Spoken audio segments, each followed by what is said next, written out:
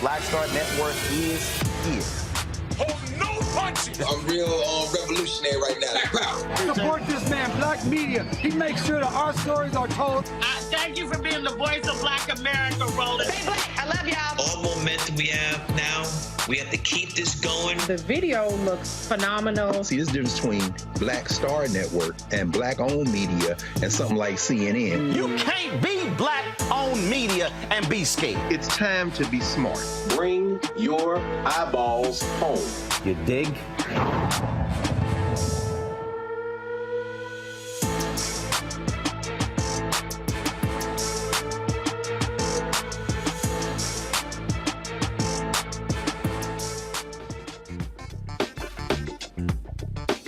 Today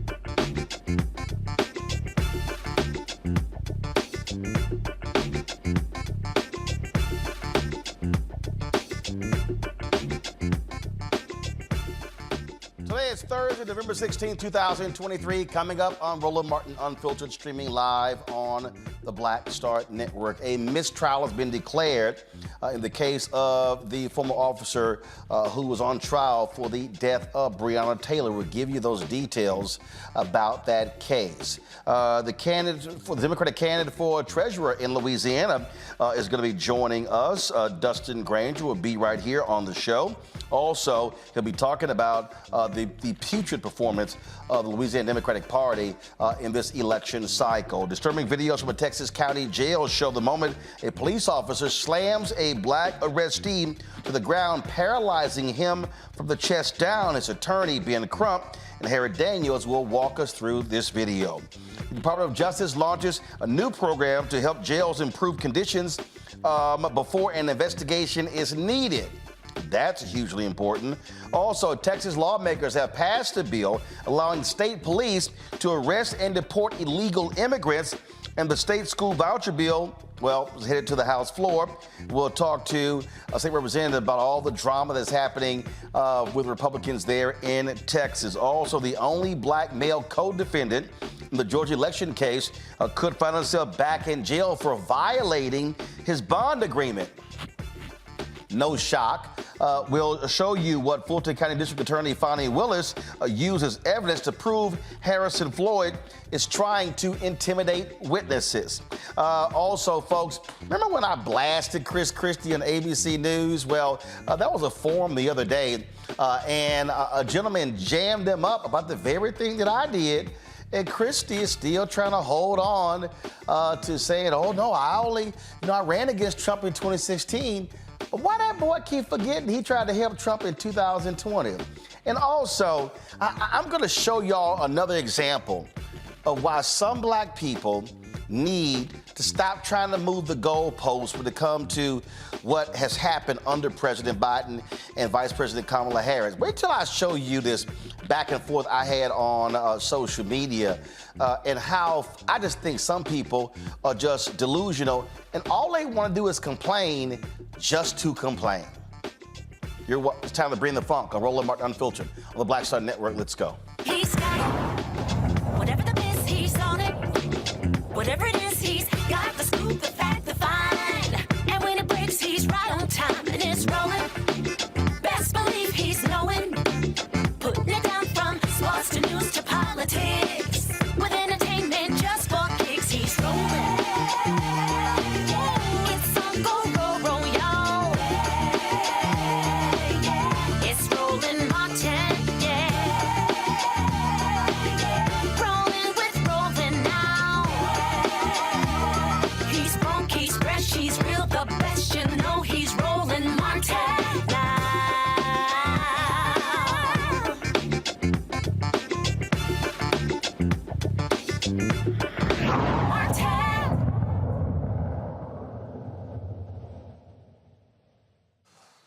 Federal judge in Kentucky declares a mistrial in the case of the former Louisville police officer Brett Hankinson, who was on trial for his role in the death of Breonna Tayler. Of course, he was on trial for violating the civil rights of Tayler, her boyfriend, and their neighbors during the 2020 raid that left Tayler dead. The jury, they began deliberating on Monday, could not reach a verdict on Hankinson's 2-count indictment for deprivation of rights under color of law. He was charged with willfully depriving Tayler and Kenneth Walker, Taylor's boyfriend, of the constitutional right to be free from unreasonable seizures, which includes the right to be free from a police officer's use of unreasonable force during a seizure. Hankinson was also charged with willfully depriving Taylor's neighbors, Chelsea Napper, Cody Etherton, and Zayton Flournoy. Hankinson was acquitted of multiple wanton endangerment charges in a state trial last year. He, of course, is the only police officer who has gone on trial for the death of Breonna Tayler. This obviously is a huge blow to supporters of Breonna Tayler, as well as her family. And so they have been very much involved in this. No word whether federal prosecutors are going to seek a retrial of Brett Hankinson. My panel right now, of course, is Reese Colbert, host of the Reese Colbert Show on Sirius XM Radio. She's out of D.C. Lauren Victoria Burke, Black Press USA out of Arlington, and we'll be joined a little bit later by Dr. Greg Carr, Chairman of the Department of Afro-American Studies at Howard University.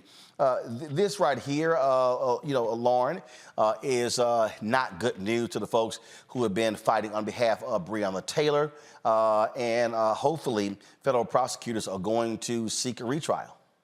Yeah, I'm sure that they will, because what happened to Breonna Tayler is outrageous. She was a completely innocent person, and the cops came into her place and killed her. And it's an outrageous case, an absolutely outrageous case, which involves, of course, them getting together and lying after it. It should not go away, and hopefully prosecutors will come back and try again, because it just shows you, though, in these cases, even when there's an outrageous death of somebody who's completely innocent, how hard it is to get someone in jail who's made a huge mistake that cost somebody their life, but happens to be a member of the law enforcement community, so that they get benefits of the doubt and everything else that your typical plaintiff would not get in a likewise situation. But her death is one of the most outrageous cases of police brutality and police violence on the books in a lot of decades, and there's no way that this should just go away because of a mistrial. Look, great points there, Reese. And look, this has been obviously traumatic for a lot of the folks there. You had Attorney General Daniel Cameron, who didn't do a damn thing. You had the grand jury who said, hell, he didn't even really present this to us. And so people were hoping and looking to the federal government by use of the violation of civil rights charge to be the place where some justice was gotten as a result for her death.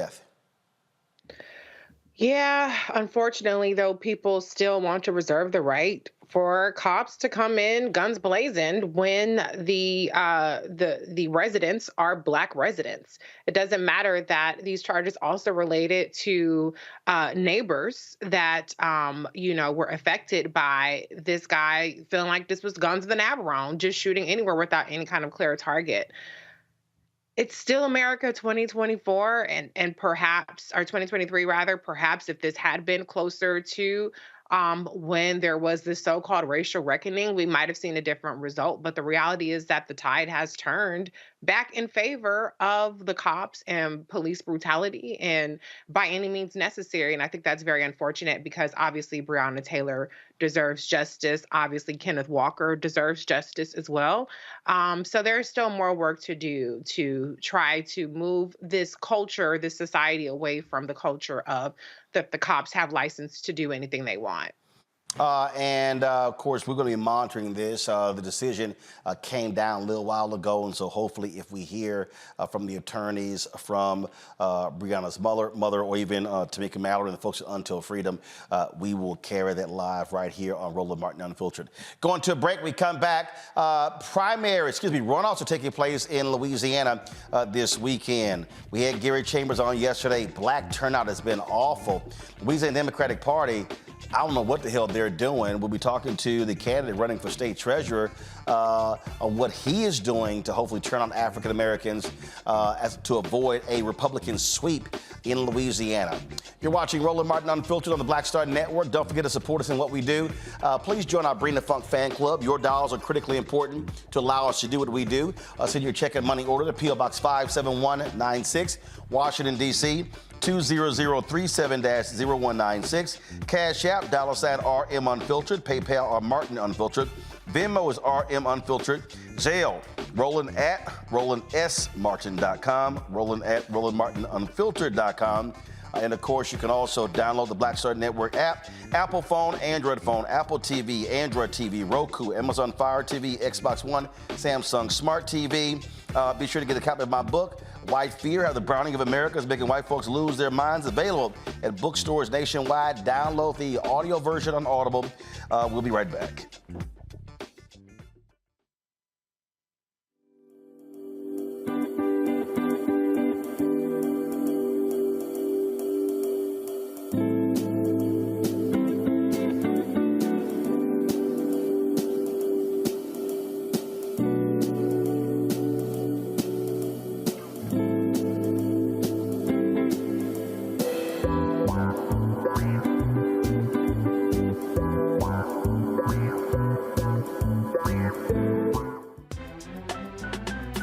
I'm Faraji Muhammad, live from LA. And this is The Culture. The Culture is a two-way conversation. You and me. We talk about the stories, politics, the good, the bad, and the downright ugly. So join our community every day at 3 p.m. Eastern and let your voice be heard. Hey, we're all in this together. So let's talk about it and see what kind of trouble we can get into. It's The Culture, weekdays at 3, only on the Black Star Network. Next on the Black Table with me, Greg Carr, we welcome the Black Star Network's very own Roland Martin, who joins us to talk about his new book, White Fear, How the Browning of America is Making White Folks Lose Their Minds. The book explains so much about what we're going through in this country right now, and how, as white people head toward becoming a racial minority, it's going to get, well, let's just say, even more interesting. We are going to see more violence. We're going to see more vitriol, because as each day passes, it is a nail in that coffin. The one and only Roland Martin on the next Black Table, right here on the Black Star Network.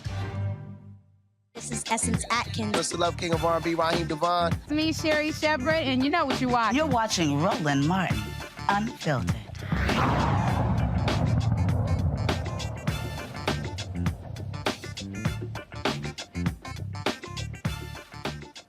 Democrats had a huge win all across the country in the elections, a couple of weeks ago. But the elections are not over. This Saturday in Louisiana, they have the runoffs for several positions there. Of course, polls will be open from 7 a.m., closing at 8 p.m. Central on Saturday. One of the races that is up for grabs is for state treasurer. Republican John Fleming is running against Democrat Dustin Granger.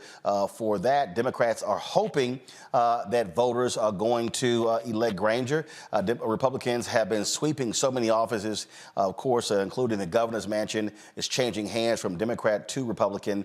And a lot of people have had a lot to say about the poorest results from the Louisiana Democratic Party, including my next guest, Dustin Granger, as well. Dustin, glad to have you here on Roland Martin Unfiltered. We had Gary Chambers on yesterday, and he was telling us about just deplorable black early vote numbers. And I'm just curious, you know, what the hell is going on in a state that's the second blackest state in the union?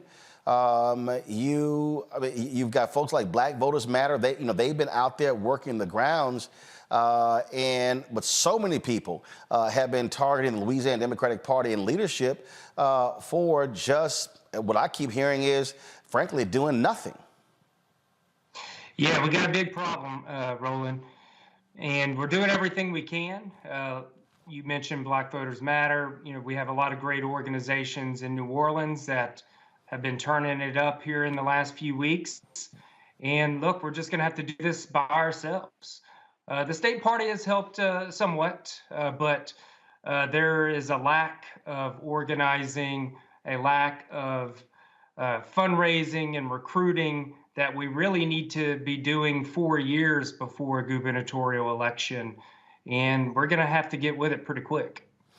So, what are the areas that you are concentrating on? Obviously, New Orleans with significant black turnout, but where else are you looking in the state? Roland, we've been going all over the state. So I'm the longest running statewide candidate. So I started at the end of last year. So we're hitting up, Shreveport, Baton Rouge, Lake Charles, of course, Lafayette, Monroe, visiting a lot of these places multiple times, and even in the rural areas, so Voiles Parish, St. Landry Parish, trying to meet people where they are and talking about the issues and talking about my campaign, especially about economics, because this state is an upside down state. It's all about trickle down economics, and race has everything to do with it. And I am talking deeply about that because a lot of Democrats do what's called colorblind populism, where they ignore race altogether. And I think we need to be honest and open about it. And look, we talk about that obviously from an economic standpoint in the state. And one of the things that I think is really interesting, I sort of compare Louisiana to Mississippi, where in Mississippi, Jackson, Mississippi, majority black city, and they're always catching strays, being targeted, being attacked by Republicans in Mississippi. But Jackson, Mississippi supplies more of the economic more of the dollars to the state. Well, New Orleans is the same. And so it's always interesting to me to hear Republicans in Louisiana attack New Orleans, but without New Orleans, the state does not have a significant economic boost. Yeah, because the Republicans get all of their fuel from their race dog whistles for their scapegoating of the poor and crime to gin up a lot of this division, which they rely on to stay in power. It's an age-old strategy of divide and conquer to get working people, to get black and white people fighting with each other while they pick all of our pockets. And targeting New Orleans is part of it because there's a lot of black people in New Orleans. So it's easy to target, and it feeds right into that narrative, which is all about essentially putting more money in their pockets, their corporate donor pockets, to keep them in power. Questions from the panel. Reese, you first.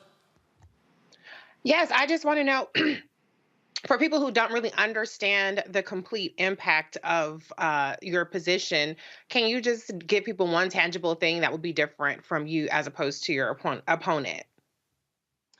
Yeah, so right now, of course, the Republicans have politicized even the treasurer's office. So there's some things that the treasurer does as far as investing the state money and overseeing the pensions.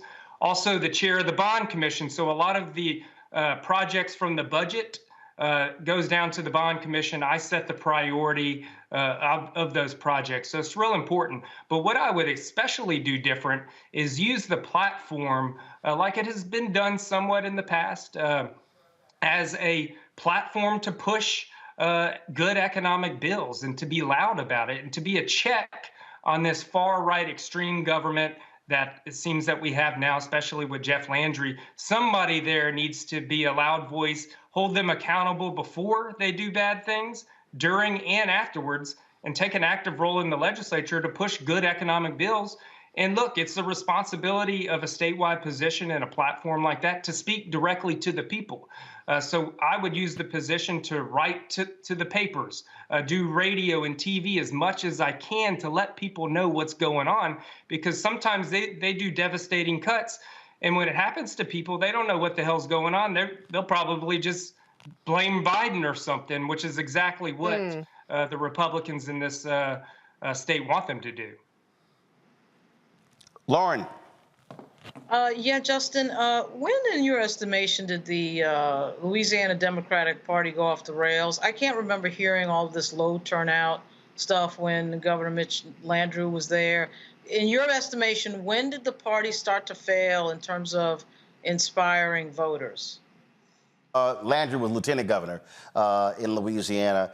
And in the last election, John Bel Edwards won the runoff for governor by about 30,000 votes. Without that turnout, he's not governor. Dustin, go ahead.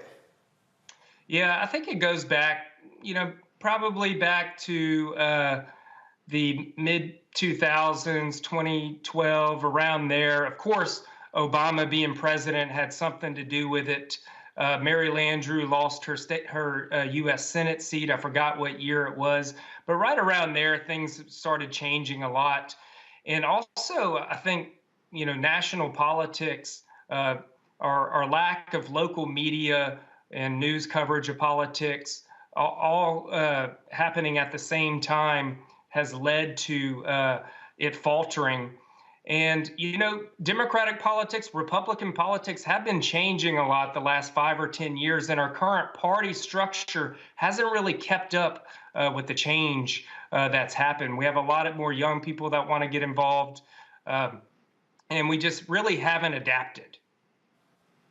Well, I think absolutely when you talk about how the role the national politics plays, But also, it is critically important to have infrastructure. And one of the things that I was talking to Virginia's House Democratic leader, Don Scott, who will become the Speaker of the House in January, what he said is, he said, you cannot continue to only talk to people around election time. He said there has to be continuous, he said it has to be 365 campaigning where you are talking, you're educating, you're telling people what we're doing, you're telling people why things are happening and why things are not happening. And he said that he's made it clear that in Virginia that the House Democrats are going to keep doing that even after the session starts. He said because he said we don't want to be in a situation of people accusing us of only coming around and only coming to talk to them when it's election season. Absolutely. It needs to be year-round. And as I travel around all the local parish executive committees, a lot of them don't exist. Some of them, a lot of the neighboring parishes don't talk to other parishes. There's a lot of, it's broken down, the infrastructure. And that is because of the state party. And I'm pretty sure they have a really short staff. Fundraising has suffered. I put that on the leadership of the party. There's been some divisive things in the leadership of the party.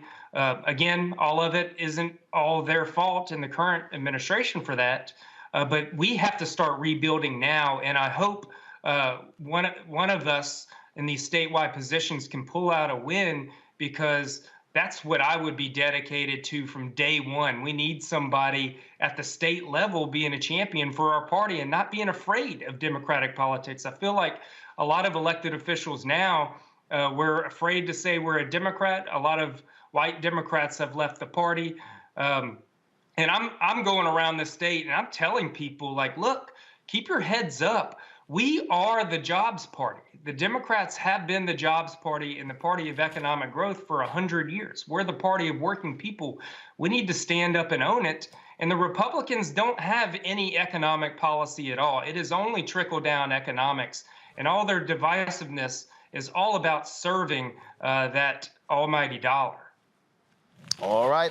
Dustin Granger, running for Louisiana Democratic Treasurer. We certainly appreciate it. Thanks a bunch. Again, polls open at 7 a.m. on Saturday, close at 8 p.m. Central. And so, folks, if you're in Louisiana, please get out and vote. As I keep saying, if you're going to complain, listen, at least say I'm a voter. And then if you don't vote, shut the hell up. Dustin, thanks a lot. Thank you very much. Folks, we come back on Roland Martin Unfiltered right here on the Black Star Network. Chris Christie was challenged by someone at a recent forum saying, why should I actually believe you when you're one of the people who put Donald Trump in place? I got to show you guys the exchange because it sounds kind of familiar to what I said to Chris Christie 2 years ago on ABC This Week. And boo, he got real mad when I did that. We'll have that for you next, right here on Roland Martin Unfiltered on the Black Star Network. Hatred on the streets, a horrific scene, a white nationalist rally that descended into deadly violence. White people are losing their damn minds. An angry pro-Trump mob storms the U.S. Capitol. We've seen We're about to see the rise of what I call white minority resistance. We have seen white folks in this country who simply cannot tolerate black folks voting. I think what we're seeing is the inevitable result of violent denial. This is part of American history. Every time that people of color have made progress, whether real or symbolic, there has been what Carol Anderson at Emory University calls white rage as a backlash. This is the rise of the Proud Boys and the Boogaloo Boys. America, there's going to be more of this. Here's all the Proud Boys, Dave. This country is getting increasingly racist in its behaviors and its attitudes because of the fear of white people. The fear that they're taking our jobs, they're taking our resources, they're taking our women. This is white fear.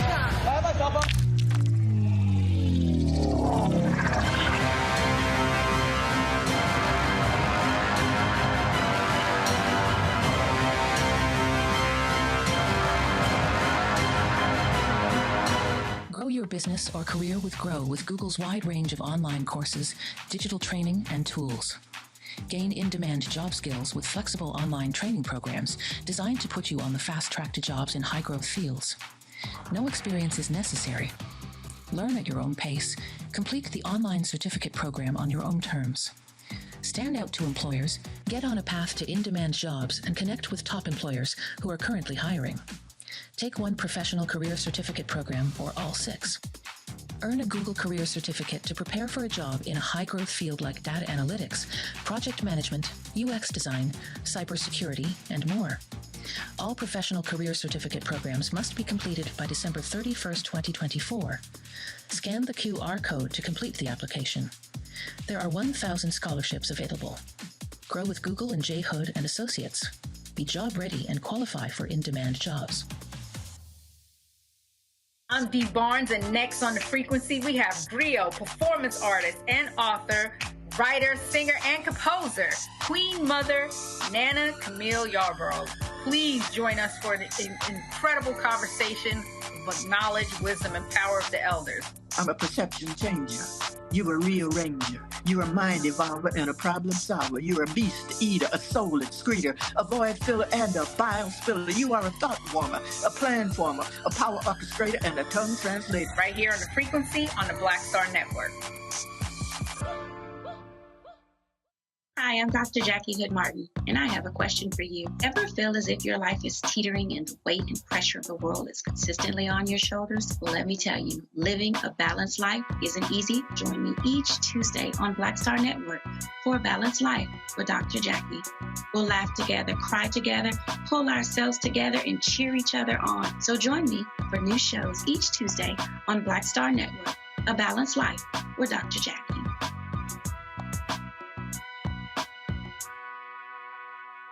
On the next Get Wealthy with me, Deborah Owens, America's Wealth Coach, inflation is on the rise. Interest rates are high. Can you still thrive during these uncertain times? On the next Get Wealthy, you're gonna meet a woman who's done just that, living proof of what you need to do to flourish during these uncertain times. These are times where you take advantage of what's going on. This is how people get rich or richer. That's right here on Get Wealthy, only on Black Star Network. When you talk about blackness and what happens in black culture, we're about covering these things that matter to us, speaking to our issues and concerns. This is a genuine people-powered movement. There's a lot of stuff that we're not getting. You get it, and you spread the word. We wish to plead our own cause. Too long have others spoken for us. We cannot tell our own story if we can't pay for it. This is about covering us. Invest in black-owned media. Your dollars matter. We don't have to keep asking them to cover our stuff. So please support us in what we do, folks. We want to hit 2,000 people, $50 this month, raise $100,000. We're behind 100,000, so we want to hit that. Y'all money makes this possible. Checks and money orders go to P.O. Box 57196, Washington, D.C. 20037-0196. The Cash App is $RM Unfiltered. PayPal is R Martin Unfiltered. Venmo is RM Unfiltered. Zelle is RolandSMartin.com. Me, Sherry Shepard, with Sammy Roman. I'm Dr. Robin B., pharmacist and fitness coach, and you're watching Roland Martin Unfiltered.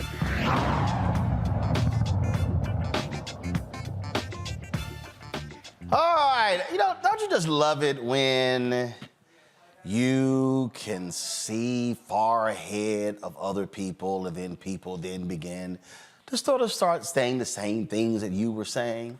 Well, this week, Chris Christie was at an event at the Hudson Institute, and this exchange took place. It might sound a little bit familiar. Check this out. I have worked in the federal government for nearly 25 years. I worked for Homeland Security. I took a stand when President Trump was elected. I didn't like what was going on within that department. I did what I was asked to do as a federal employee, speak truth to power. Governor, I was fired for blowing the whistle on national security issues. I lost my family, okay? But I didn't lose my dignity. Sir, you were part of that administration. as much as I want to be there for you now, how can I be here? How can I cast a ballot for you when you were an enabler? I'm sorry, but that's, okay. that's I the think word. you got the question. I think now? I got the gist. Yeah. Look, elections are choices. And I made a choice in 2016 that I didn't want Hillary Clinton to be president of the United States. And I tried to beat Donald Trump in the primary. I want you to remember, he was not my first choice to be president. I was my first choice. That didn't work out. But it was a mistake. I don't know. I don't know how old you are. You look about my age. I don't know if you've never made any mistakes in your life. I suspect you probably have. I think the difference is, do you admit your mistakes? And you know, anybody else who claims a purity test on any issue politically in our country, be happy to have the conversation with you and see if you pass it. But I think what matters more is once you realize you've made a mistake, what do you do about it? I'm not standing up there trying to cozy up to him. I'm not standing there trying to rationalize his conduct. I'm not standing there saying I'm going to pardon him or I'd support him if he were a convicted felon. So, yeah, if it's a purity test, I think that the majority, the overwhelming majority of our party will fail it. But No, you cannot. No, you cannot. I can't get in a debate today, but if you qualify, get 80,000 donors, I'll get you on the stage and I'll debate you then. All right, so that was Chris trying to be a little cute, but you noticed there was a little tone change there from Chris Christie. It's a little bit different than a couple of years ago on ABC This Week, September 2021. Y'all remember this? I want to get another Republican perspective here from Sarah Isger. You know, there's seeing debate there. Chris believes the party's over time moving in this direction. Yvette disagrees. I think that perhaps we will finally see what we didn't get to see in 2016, where there were 17 candidates, nobody dropped out so that you could have the one-on-one versus Donald Trump. Perhaps it looks like Donald Trump is going to run again. We're certainly told that by all of his advisors and by all accounts from him. If it is Chris Christie versus Donald Trump in the Republican primary, Republicans will have a choice.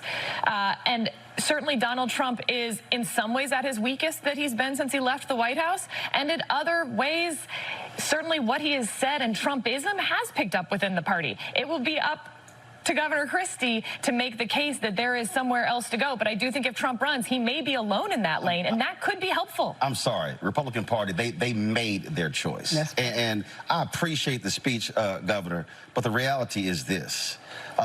You have to admit, Sarah, you have to admit the role that you played in putting the person in leadership who is driving conspiracy theories. It's one thing to condemn them after the fact, but you have to own up to the role that you played in putting the person in power. The time we both ran campaigns against No. Let me finish. First off, I don't have to admit, First off, I don't have to admit anything to you. Can I finish? First off, I don't have to admit to you. And second, I ran against Donald Trump in 2016. You also coached him for the debate, sir. You ran against, here's the deal, you ran against him. But when a person has principles, morals, and values, they do not support them even if you lose. Right. And what they say is, I choose patriotism and the country over party and power. And the problem was too many Republicans chose power in riding with Donald Trump as opposed to patriotism in America. I'll sleep fine tonight with you judging my morals. Well, guess what? As a voter, as a voter who has 13 nieces and nephews, what I also want to see in America are Republicans and Democrats who have the guts to stand up to narcissists, to folks who lie, to folks who sit here and lead a country in the wrong direction. And what that man has unleashed on this country, any Republican who stood with him has to own it and accept the role that they played. Yeah, well, that's fine. I'll accept the role that I played in the 2016 election running against him, and I'll accept the role... Let him finish his point now. Let him finish his point. And I'll accept the role that I played in my belief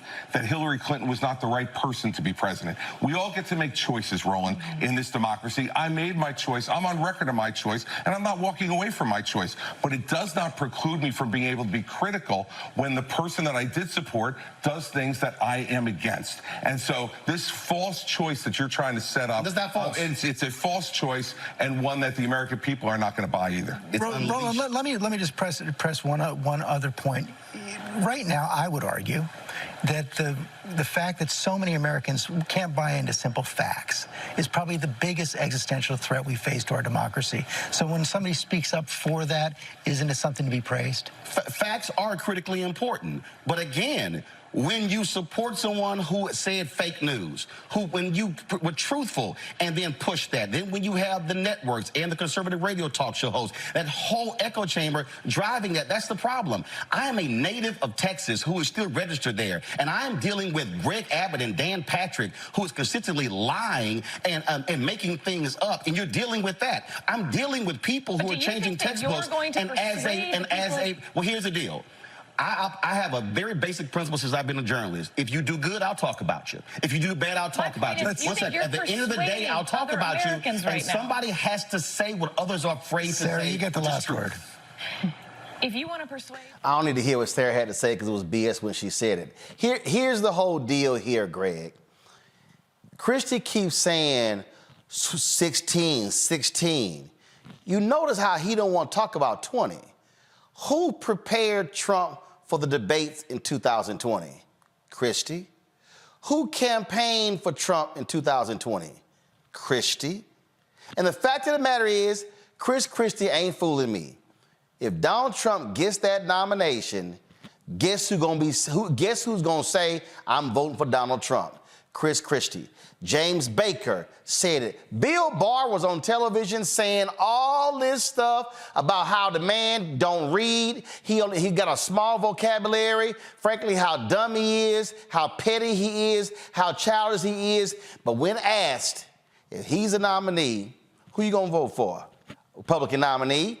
Mitch McConnell, same thing. So I don't want to hear from any of these people. I'm trying to explain to all these crazy black folks out here who are, and I get you don't like certain things that have happened, but I am very clear about evil. I'm very clear about people who ain't got no interest in black folks. And the Christies of the world, I'm telling every black person, these people are going to choose power every single time. Absolutely. Of course, Ron. I mean, what can any of us do but agree with you on that? By the way, I just left about 1,000 black male teachers downstairs here in Philadelphia. It's the Black Male Educator Conference, and so many of them coming up to me said, "Tell Roland, we watch all the time. We support us at the Black Star Network." So I wanted to pass that on before I said anything else. Appreciate it. Absolutely, absolutely. But who can say? I mean, it reminds me of something that our friend and brother and frequent, guest here with you, Cleo Monago, says. Roland Martin has a moral compass. You may not agree with everything he says. You may agree with much of what he says. But one thing you don't have to have any question about is he has a moral compass. What you said to Chris Christie there on ABC News is, and what he was confronted with that man who lost his job and his family, as he says, is the fact that Chris Christie has no morals. It's what you said. He's a politician. Now, of course, when he was talking to that guy, he was right. Of course, I was wrong. I made a mistake. But let's be clear. You still will stand up and salute whoever is going to feed your ego, feed your bank account, feed your craving for power. And when you confronted him finally there on Stephanopoulos' show, you confronted him with the one thing that any politician must ultimately look in the mirror and have to ask her himself, am I willing to compromise my values? In Chris Christie's case, the answer is not yes or no, because he has no values, except he wants to be in the room. And that's the thing, Reese, that I need for a lot of folks to understand. Again, in the next hour, I'm going to show this sort of back and forth I had today on Instagram with some folks who are forever whining and complaining about Vice President Kamala Harris, what they say Biden Harris not doing, and then when you hit them with the facts by point, then they want to move the goalposts as well. And I'm trying to get these folks to understand, politics is a zero-sum game. Somebody is going to win. And when you have folks who are willing to, look, Nikki Haley went on CNBC and said all these things, how bad Trump is. And then when was asked, if he's a nominee, you gonna support him? She said, I will support the Republican nominee. These people are going to fall in line, and they are going to forget January 6th. They're going to forget all that sort of stuff like that, and they're going to fall in line behind that man because they ain't got no problem with his evil ass being back in the White House. Yeah, and I don't even think it's a matter of them forgetting about it. I think it's a matter of them saying that it's not a deal breaker. It's not a red line because they're going to be in power and they're going to be able to put their friends in power. I mean, they're already recruiting hundreds of people to immediately be installed in the administration if Donald Trump or any Republican were to win. And so this has always been about power for the Republican Party. It's not about morals. It's not about the high ground. It's not even about anything, as much as these people pretend to be evangelicals and a number of things. It's not even about that. It's just about power and money. And I think that Chris Christie has created a lane that he's the only one left standing in so far in terms of the Republican candidates to be the anti-Trump. But the reality is he was right there in lockstep with Trump until it was no longer politically expedient for him when he decided to run for president. And no matter what any of these people do, playing for second place, which there is no such thing when it comes to being the nominee, they're all going to fall in line as well. And so that's the reality of the Republican Party. The Democratic Party operates a little bit differently. The Democratic base operates a little bit differently. The independents, the disaffected operate a little bit differently. And that's why Democrats have a different challenge than Republicans do. Lauren? Yeah, I mean, I thought it was interesting to hear Chris Christie's answer to that gentleman when he said that he had made the choice. He made the choice that Hillary Clinton, he didn't want to see Hillary Clinton in office. Well, the problem with that 2016 example is that we knew that Donald Trump was crazy in 2016. And in fact, we knew it right at the moment that he announced for president when he got up and said something completely bigoted about Mexican immigrants. I mean, you wanted to align yourself and brand yourself to that, Chris Christie. And then we had the violence at the campaign rallies all during 2016. So I don't understand what was the confusion about 2016. You can't tell me that Hillary Clinton was a worse choice as somebody who was completely crazy and was showing themselves completely crazy at that time. Remember the interview that he did where he basically tried to act like Donald Trump tried to act like he didn't know who David Duke was, which was completely ridiculous.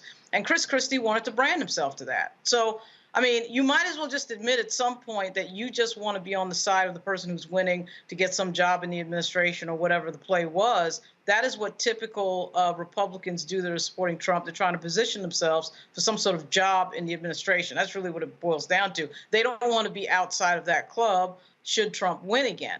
But the idea that you were confused, that you made a mistake and you didn't know who this guy was in 2016 is quite laughable, actually. And don't forget, Christie wanted to be his attorney general. That's the job that he really wanted, and he didn't get. All right, folks, hold tight 1 second. In the next hour, I'm going to talk about the delusions of some people. When you literally state undeniable, easily Googleable, I'm going to use that word, is it Googleable? When you can actually look up stuff and fact check. And that's the black people who still, in their minds, it didn't even exist when we're talking about things that have happened under President Joe Biden and Vice President Kamala Harris. I'm going to talk about that in the next hour, but coming up next, we're going to talk about the craziness happening in Texas, the targeting of illegal immigrants, and also Republicans still trying to pass a trifling voucher bill. As somebody who supports school choice, I'm calling this an absolute scam. We'll talk with an official in Texas next, right here on Roland Martin Unfiltered on the Black Star Network. I'm Dee Barnes, and this week on The Frequency, we talk about school-to-prison pipeline, book bans, and representing for women's rights. The group Moms Rising handles all of this. So join me in this conversation with my guest, Monifa Bandelli. This is white backlash. This is white fear that happens every time Black people in the United States help to walk the United States forward towards what is written on the paper. Right here on The Frequency on the Black Star Network.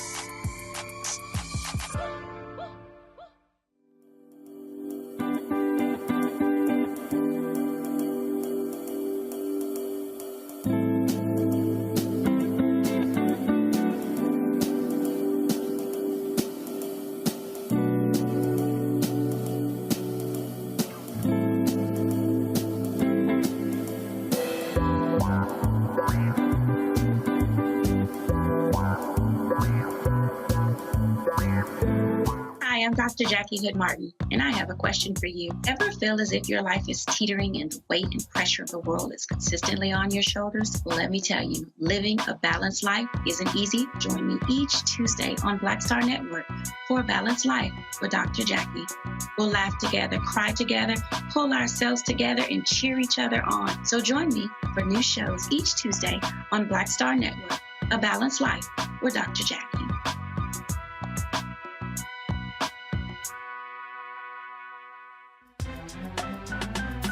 I'm Faraji Muhammad, live from LA. And this is The Culture. The Culture is a two-way conversation. You and me. We talk about the stories, politics, the good, the bad, and the downright ugly. So join our community every day at 3 p.m. Eastern and let your voice be heard. Hey, we're all in this together. So let's talk about it and see what kind of trouble we can get into. It's The Culture, weekdays at 3, only on the Black Star Network. Hey, it's John Murray, the executive producer of the new Sherry Shepherd Talk Show. You're watching Roland Martin Unfiltered.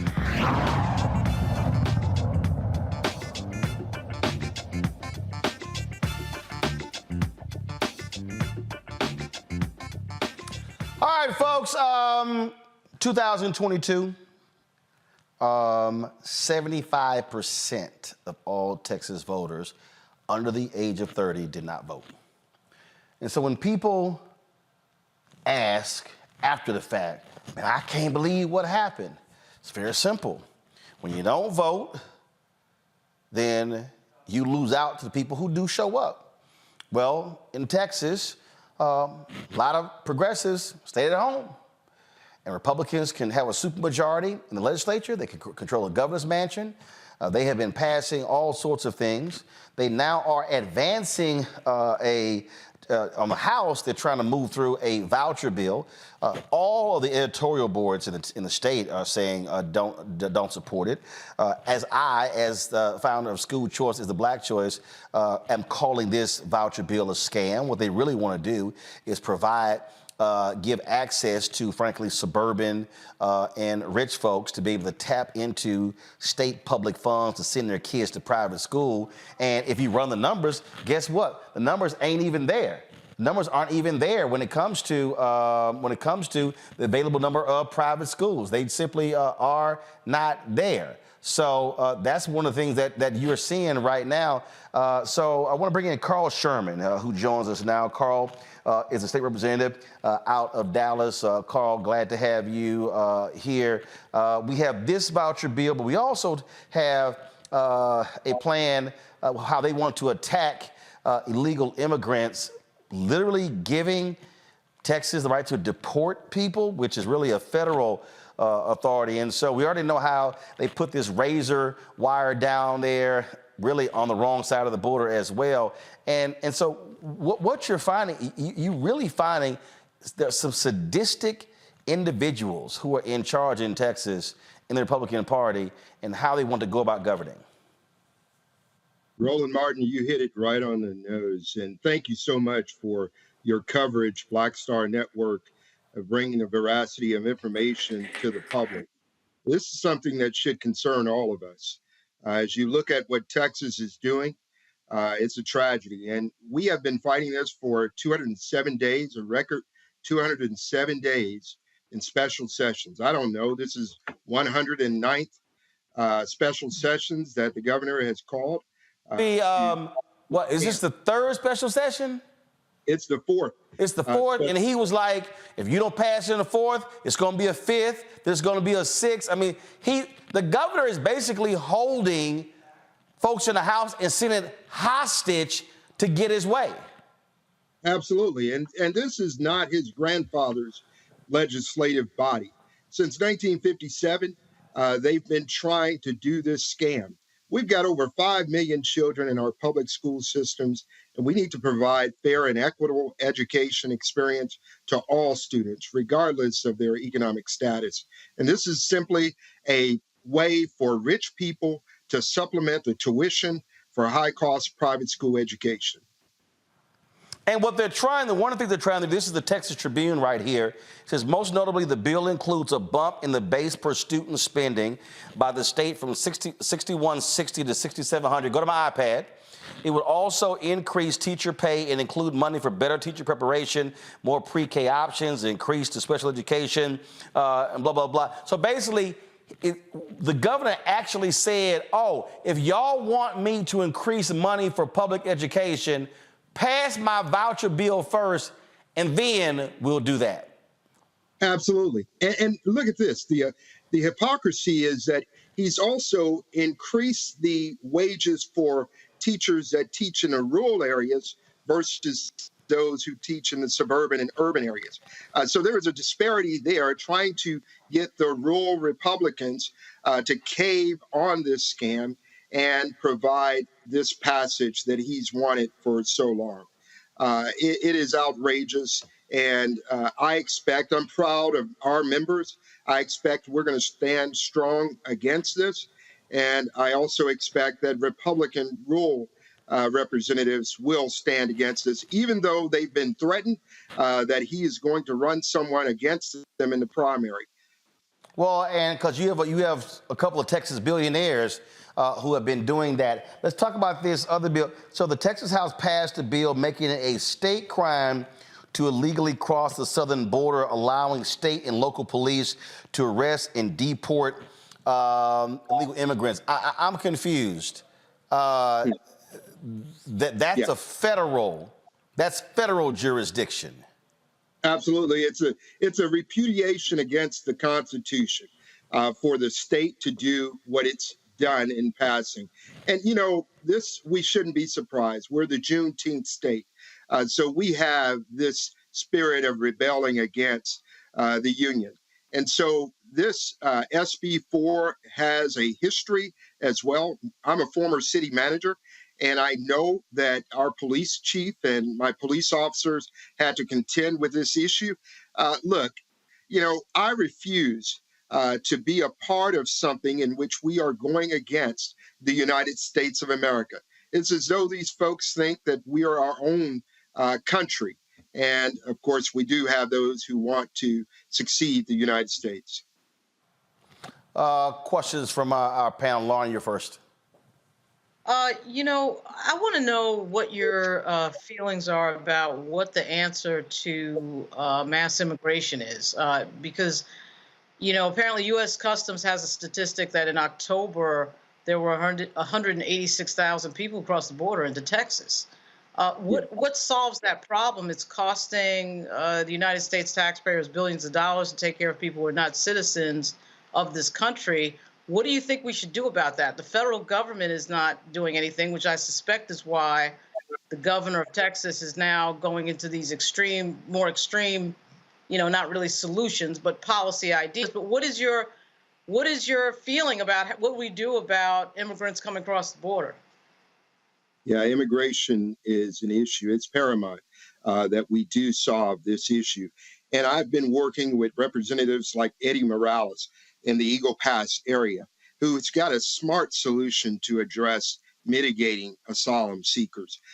We could do this if we simply work as they do in the business sector to provide a commerce component to this. An economic development part to this. We could process these individuals who are coming here orderly, who want to work in this country, and document those individuals as they come in.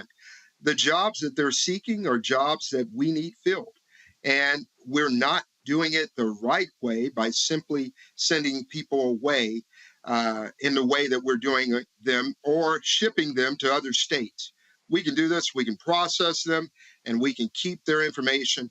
And there's a smart plan that I intend to release soon that has an economic component to it, in which the state will be able to also support our fight against fentanyl and other issues that we have in this country. They can be a part of that solution.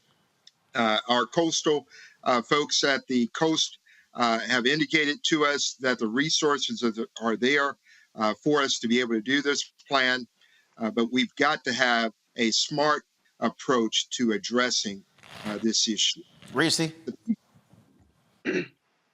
Yes, I'm curious about the messaging around the fact that this bill does couple increases to public school funding and teacher pay. Is that confusing thing, muddying the waters? And where do the teachers stand in terms of the fact that they do stand to, at least in the short term, benefit from this bill if it were passed?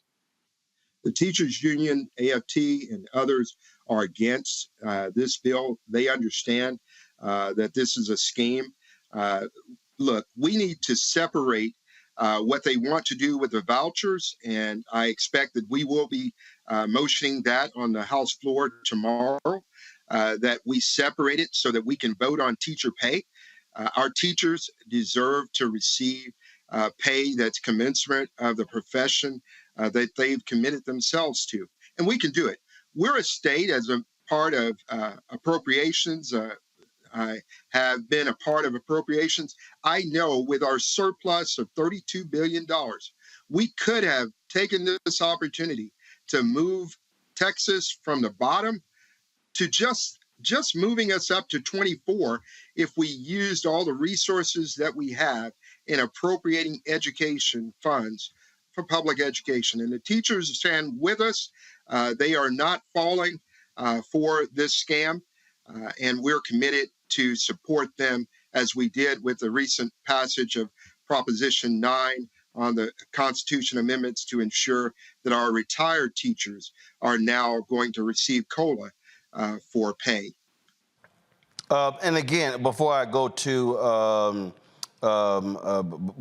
Greg, exactly how did Texas get that $32 billion surplus? Well, good question, Roland. It didn't come from property tax. It came from fossil fuel sales. So fuel sales tax increase due to inflation. That's really the contributory source of the revenue surplus that we have. And so it makes no sense that we would give property tax relief only and not address most Texans are renters. And we had an opportunity to also benefit those Texans who also rent. Of the 30 million plus Texans, most are renters. Greg? Thank you, Roland, and thank you, Brother Sherman, as always, for coming on the network and keeping us all informed.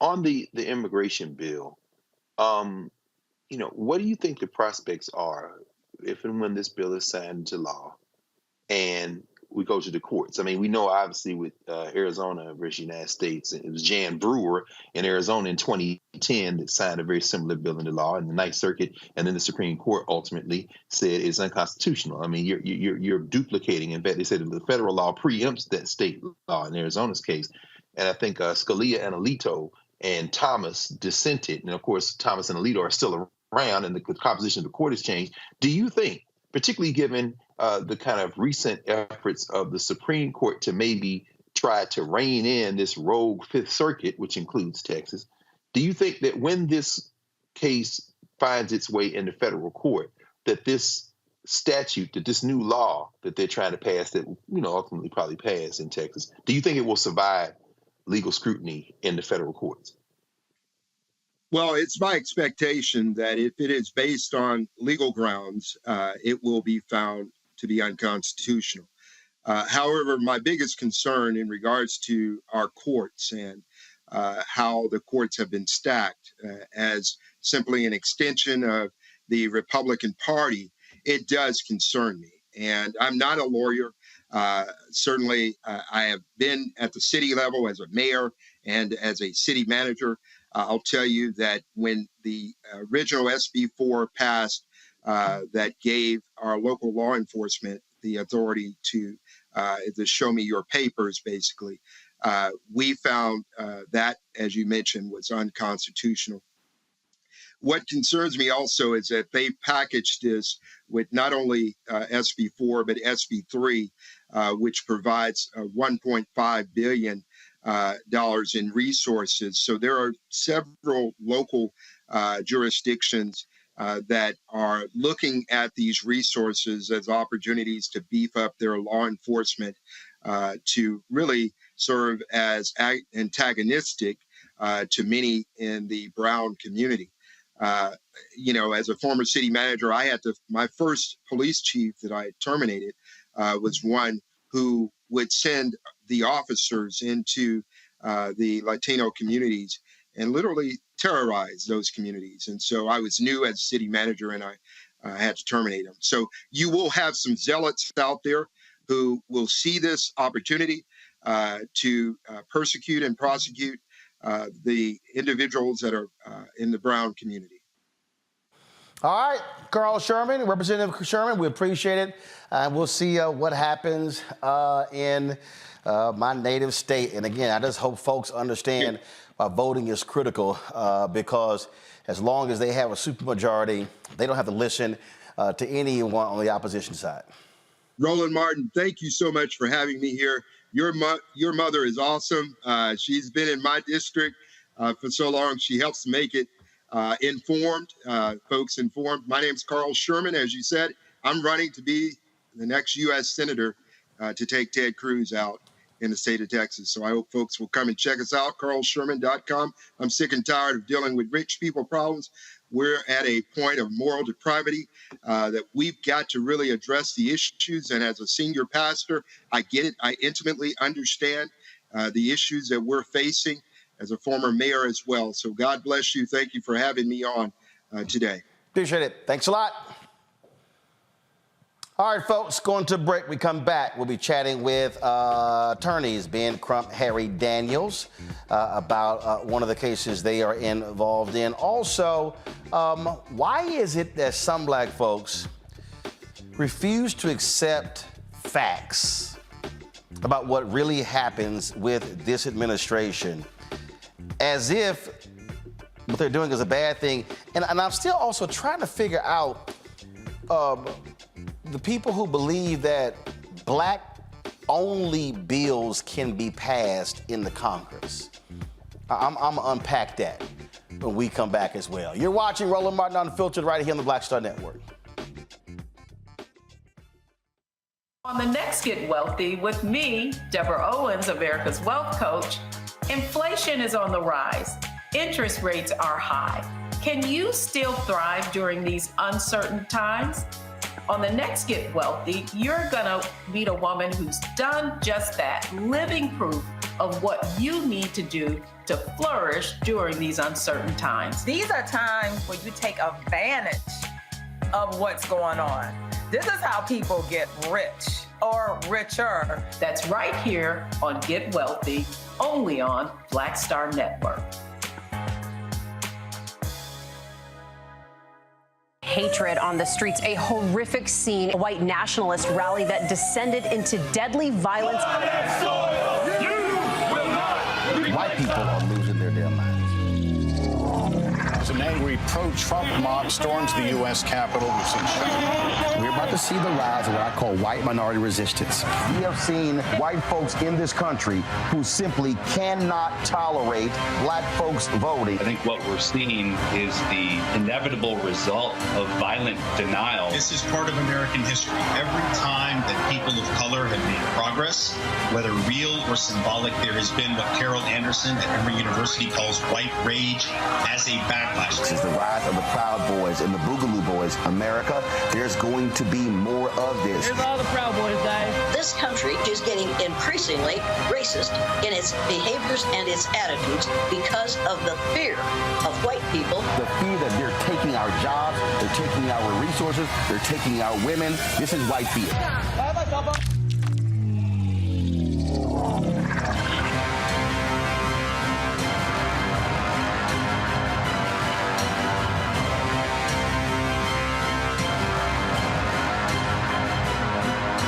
Next on The Black Table with me, Greg Carr, we welcome the Black Star Network's very own Roland Martin, who joins us to talk about his new book, White Fear, how the browning of America is making white folks lose their minds.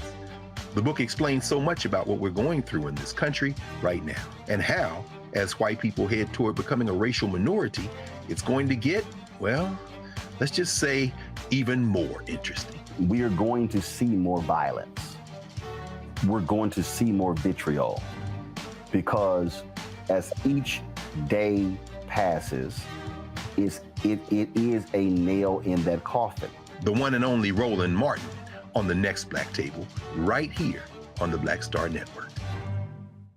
I am Tommy Davidson. I play Oscar on Proud Family, Louder and Prouder. Right now, I'm rolling with Roland Martin, unfiltered, uncut, unplugged, and undamn believable. You hear me?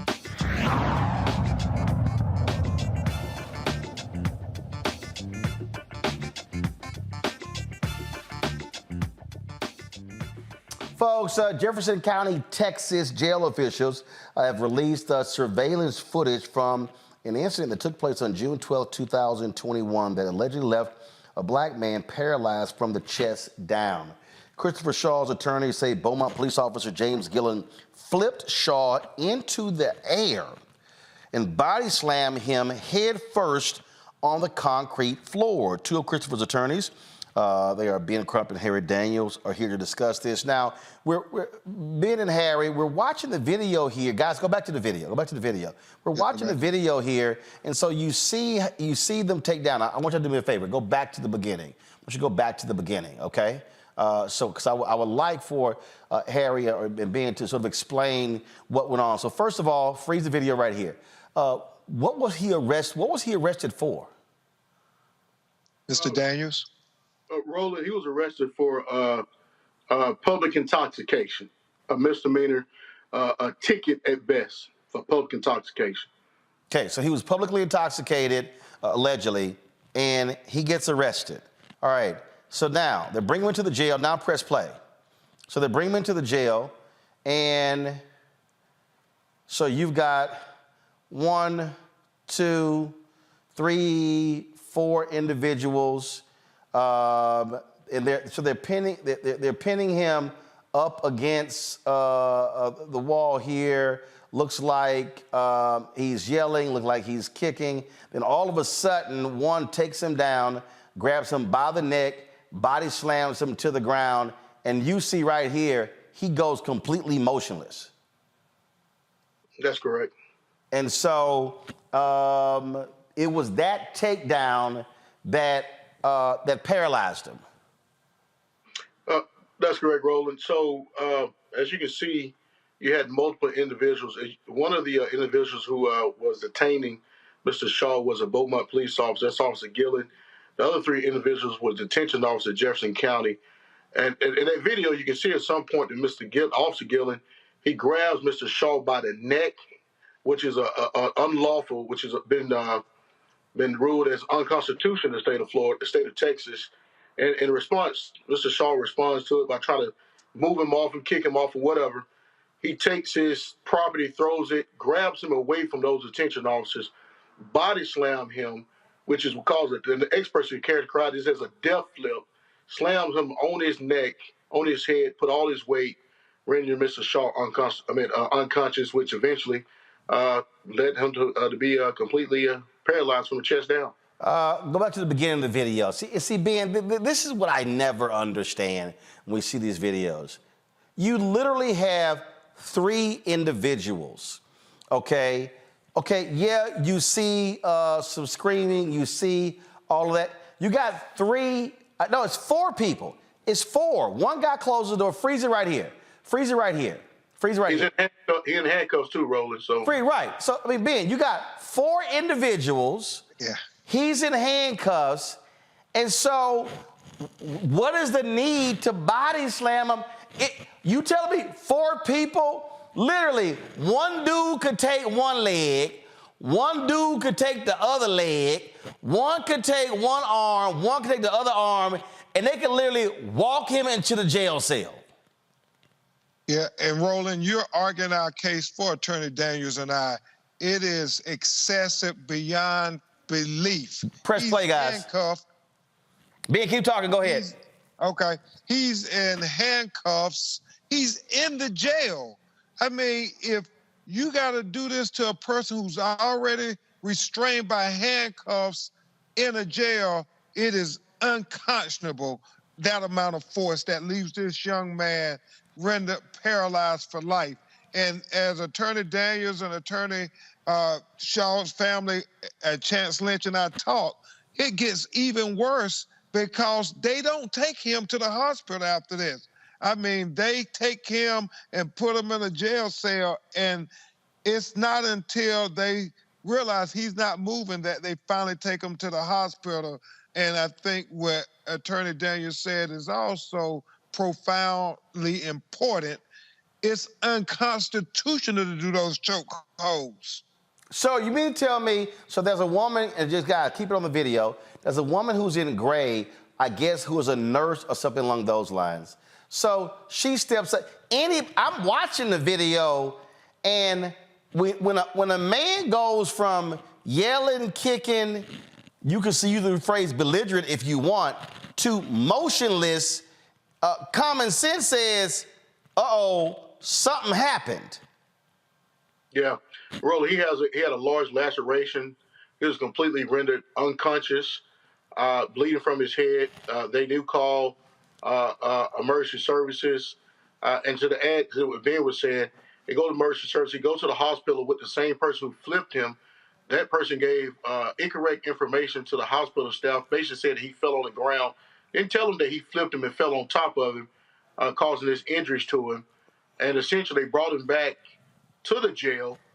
He couldn't walk. He couldn't move at that time. They had to pick this man up, Roland, pick him up over their head, carry him into jail, dress him out, put him back in a jail cell where he stayed in that jail cell almost 23 hours, where he was defecating, urinating on himself, and begging for help. For 23 hours, he was begging for help. And nobody wouldn't help him until he told the nurse that my death gonna be on your hands. And he eventually called somebody, and the EMTs came and said, this man is paralyzed. He can't move. So it's unconscionable. It's beyond. Go ahead, Roland. I'm sorry. Anything happened to this, to the cop? Well, it's in a federal lawsuit. We suing him. The sheriff of Jefferson County, she called the Texas Rangers in to do an investigation. We don't know what was presented to the district attorney's office. Not district attorneys, but the grand jury, to make a determination as whether he should be charged. We do know that the Department of Justice, through the Federal Bureau of Investigations, is involved with this particular matter. So it's still to come. Right now, we had a federal lawsuit against this officer, the healthcare facility personnel, as well as the city of Beaumont, Texas. But like Ben said, we pushing this envelope. You know, we've been telling y'all about this video. Y'all did a story, and now that the nation is seeing this video, this is almost similar to Freddie Cox, the case that took place up there in, I think, what was Connecticut, man? Baltimore. And Randy Cox in Connecticut. Randy Cox. Roland, you remember? Yeah. Wow, unbelievable here. So y'all are involved in a federal lawsuit. So this took place in 2021. So no discipline against that officer? Hey, the chief of police, he's backing his officers 100% on these things. We don't have plenty of experts to look at this thing and say this was absolutely excessive use of force. Ben, he does these cases all over the country. It doesn't shock us or that the police is not is backing him, and no discipline is going towards his officer at this time. And again, they body slam him and they sit him in a chair, and you see right here, you see about 10 people just standing around looking at him, and the whole time this man is paralyzed. And Roland Martin, realize what Attorney Harry Daniels said. They took him to the hospital, brought him back from the hospital, and put him in the jail cell even though he's paralyzed. I mean, you talking about inhumane. And right there, this video that's being shown, he's been mocked. Like, hey, man, you can get up and walk. Quit playing. You can get up and walk. This man is paralyzed. His leg, he has the crippling effects of his hands where he's not receiving blood flow or any muscle strength in his wrist at this time. But, they picked him up, changed him out, put him in a jail cell. He couldn't move, couldn't eat. He just laid there in that jail cell till eventually an EMS was called, and the EMS immediately told the nursing staff that this man is paralyzed. Unbelievable. Unbelievable. Before we go, Ben Crump, I do want to get your thoughts on the mistrial in the case of the officer, the federal trial in the case of Breonna Tayler, in the death of Breonna Tayler.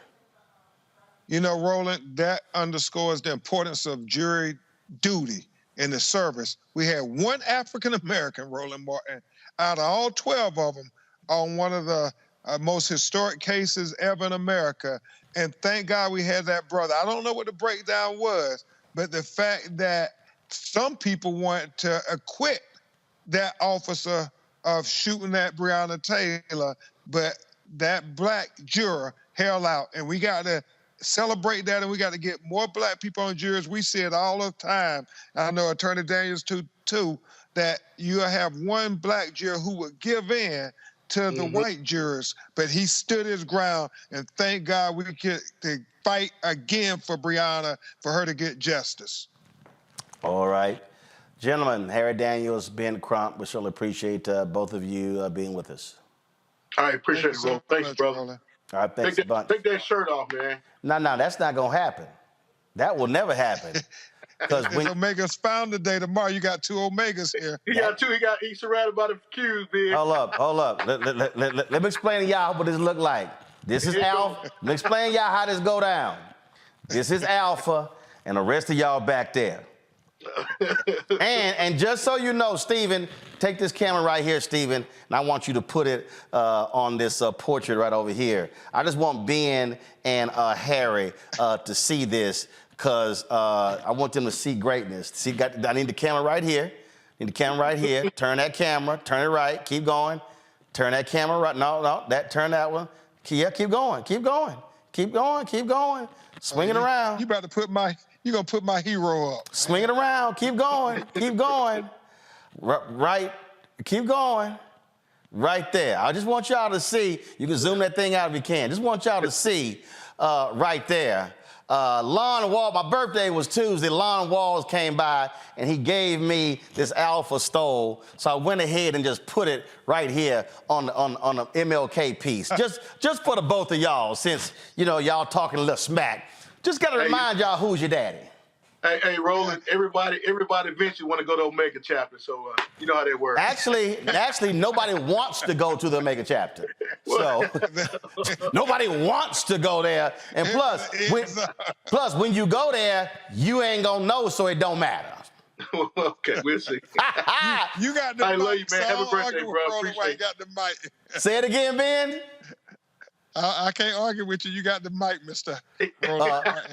Yes, you are correct. And so, and just remember, I keep telling y'all, when you're in the presence of alphas, always kiss the ring. Man, let's get out of here, man. We're going to let you go on that. Hey, what's the Q's? Happy Founders Day tomorrow, Roland. All right, happy Youth Group Day. Come on. All right, Harry, thank you. I appreciate it, Jim. Thanks a lot. Greg Carr, did they actually think I was going to concede any ground? Of course not. Hey, you know what's so funny, man? Like I told you, these black male educators here in Philly, we did our panel, and then Mark Hill was right behind us. He's the Kappa. So the first thing Mark did, man, I said, man, don't start that stuff. Don't you know that we're your fathers? And they all started, man. But everybody aspires. Everybody, look, I used to tell people all the time, I say, a lot of little boys want to be Qs when they're children. And then some of us grow up. Well, I ain't never wanted to crawl. So I stopped crawling when I was 3. So, yeah, you ain't going to never hear me taking pride in being called a dog. That ain't going to happen. All right. When we come back, y'all, I want to talk about, again, I deal in facts. I deal in reality. And I'm going to show y'all a prime example of what happens when you just post something that's factual, and some black people are just so mad and unsatisfied and angry that they want to deny reality. They just make up stuff. I'm talking about what's going on, the things that are happening with the Biden-Harris administration that's actually good for black folks, but some folks still got a problem with it. I'm going to show you what I'm talking about when we come back on Roland Martin Unfiltered on the Black Star Network. Grow your business or career with Grow with Google's wide range of online courses, digital training, and tools. Gain in-demand job skills with flexible online training programs designed to put you on the fast track to jobs in high-growth fields. No experience is necessary. Learn at your own pace. Complete the online certificate program on your own terms. Stand out to employers, get on a path to in-demand jobs, and connect with top employers who are currently hiring. Take one professional career certificate program or all 6. Earn a Google Career Certificate to prepare for a job in a high-growth field like data analytics, project management, UX design, cybersecurity, and more. All professional career certificate programs must be completed by December 31st, 2024. Scan the QR code to complete the application. There are 1,000 scholarships available. Grow with Google and J. Hood and Associates. Be job ready and qualify for in-demand jobs.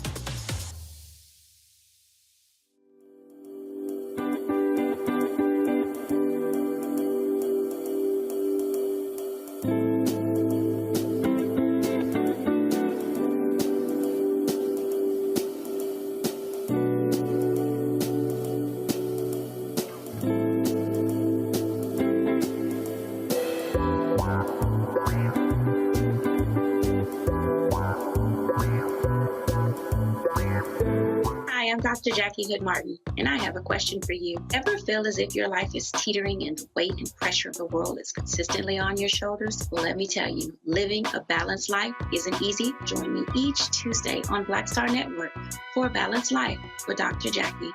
We'll laugh together, cry together, pull ourselves together, and cheer each other on. So join me for new shows each Tuesday on Black Star Network, A Balanced Life with Dr. Jackie.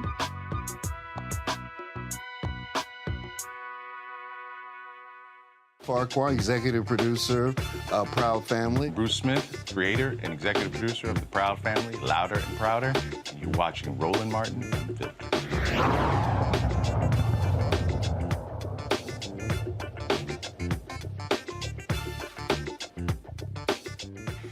All right, y'all. So, one of the things that we do on this show, I do on my social media, I'm all about providing people with real-time information about things that impact us that, frankly, is not going to get covered on mainstream media.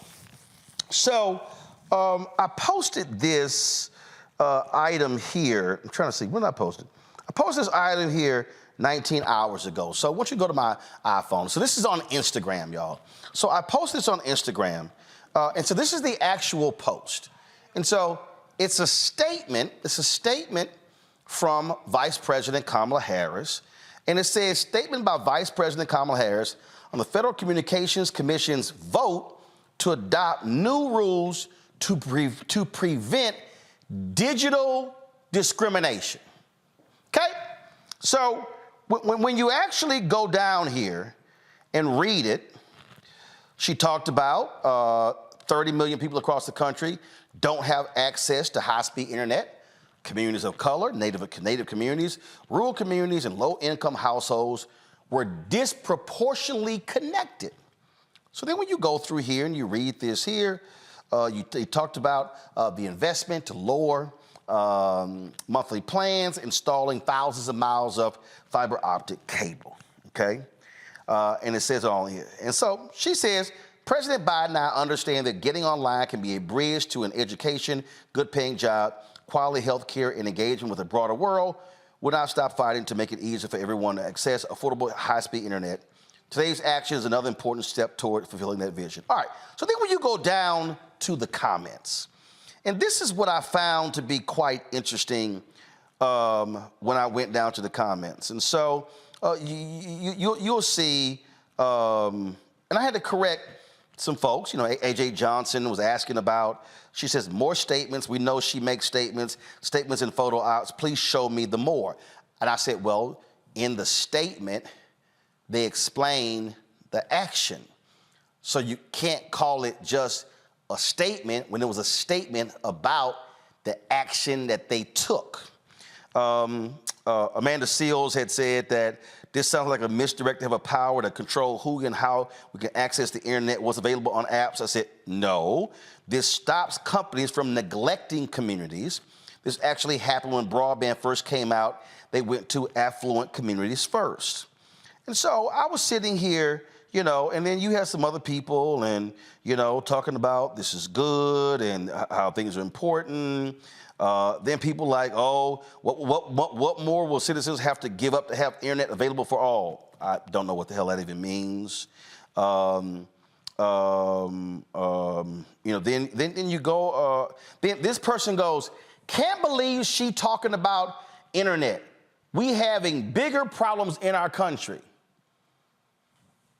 Do y'all remember during COVID when millions of black kids could not access education because they didn't have computers or internet? Do y'all remember in Montgomery, Alabama, where they had, we had the school board member on, where they were converting school buses into mobile Wi-Fi stations so kids could access the internet? Do you know how many people out there can't access job information because they don't have access to the internet? So I need the people out there who have Wi-Fi and internet to understand this ain't about you. This is a major problem. In fact, for all y'all people out there who claim y'all love HBCUs, y'all do know that there are massive computer and internet deserts on HBCU campuses as we speak. And so this notion that we have only internet problems in rural America, no, there are internet problems in major cities. People simply can't afford it.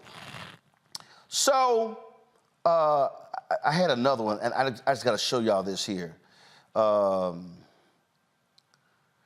This person goes, I still don't know what she does. Isn't this a bit too convenient timing-wise? We're in the election cycle.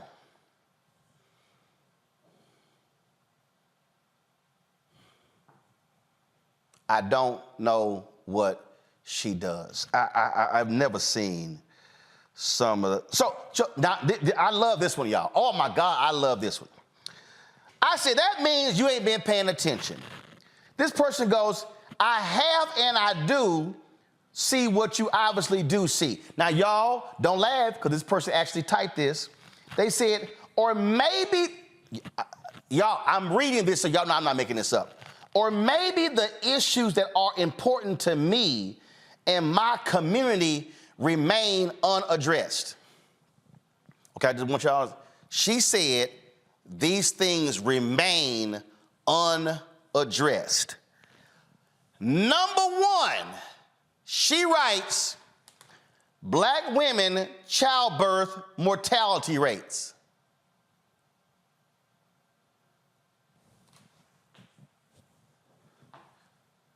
She actually wrote that.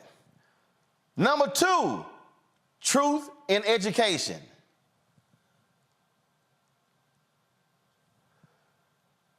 Number three, FCC biases in regulation.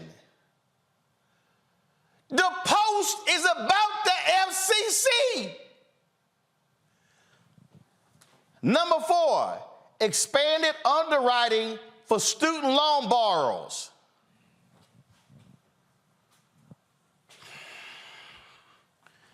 Then she wrote, and appraisal regulations for people of color. The last one, and realistic grant funding for entrepreneurs.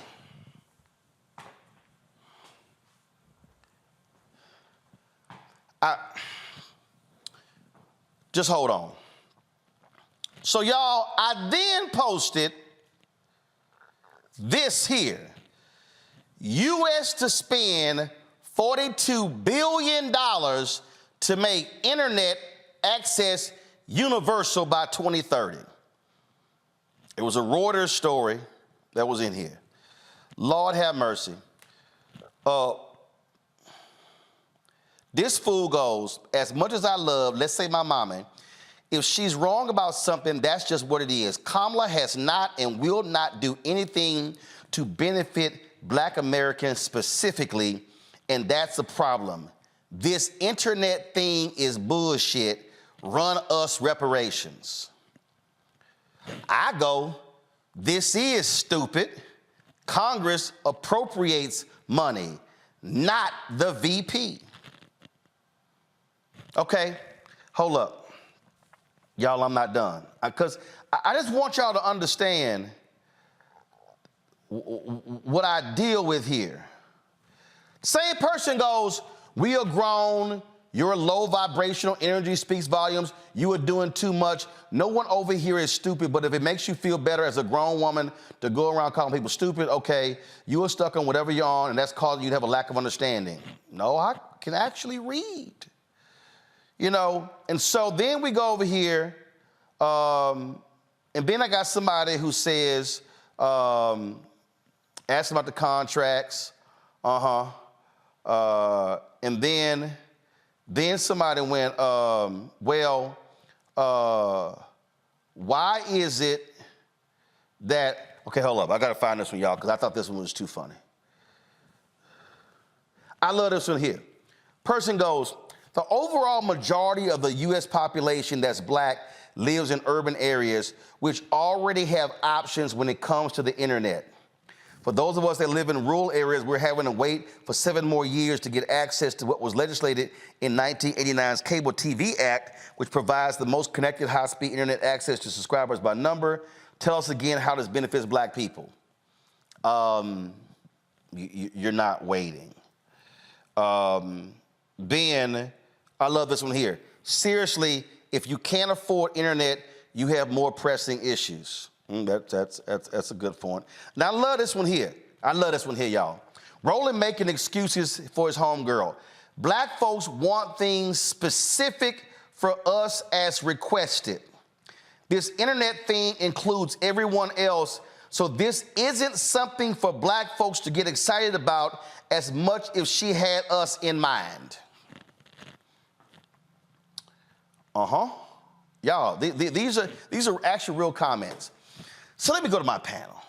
So, I don't know who's sitting here calling me. I'm in the middle of the show, y'all. Here's the thing that's killing me, Reese. This woman said, I do pay attention, and the things are not getting addressed I care about, like black maternal health. Hasn't that been one of the biggest things that the vice president has been focusing on? Yes. Okay. Then the same woman said she's concerned about truth in education.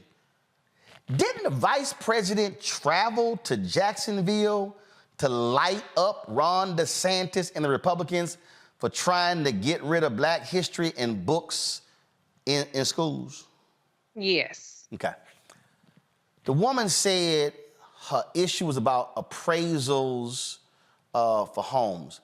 I swear I heard the vice president announce the administration's plans to deal with racism in appraisals, as well as HUD and the DOJ announcing the crackdown on redlining. Or did I just mistake that? I was there. Yes, that happened. So, and it's happening. I'm confused how somebody could say none of this stuff is being done, and I swear it happened.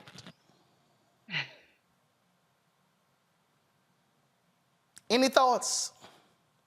I honestly thought that was parody because the irony of listing literally Vice President Kamala Harris's portfolio as things that she is not doing, that you're supposedly paying attention to and that you supposedly care about, is unhinged.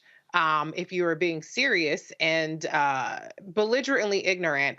So that's why I don't take people seriously when they say that they care about certain issues, because if you care, then you would actually be engaged on the action that's been happening for years. This isn't just a matter of something that has been a flash in the pan. This is something that they have not only announced, but year after year returned to talk about the progress that's been made on appraisal biases, the progress that's been made in terms of just this week, actually, Vice President Kamala Harris announced that her initiative to expand postpartum coverage for Medicaid is now in 40 states, 40 out of 50 states for 12 months. That was not something that happened prior to Vice President Kamala Harris making Black maternal mortality a priority. And so I think part of it is obviously the way that people are targeted with disinformation, but it's also the attention span and stupidity of some people. When you have somebody like an Amanda Seales, who, rather than actually read the post to understand what it talks about,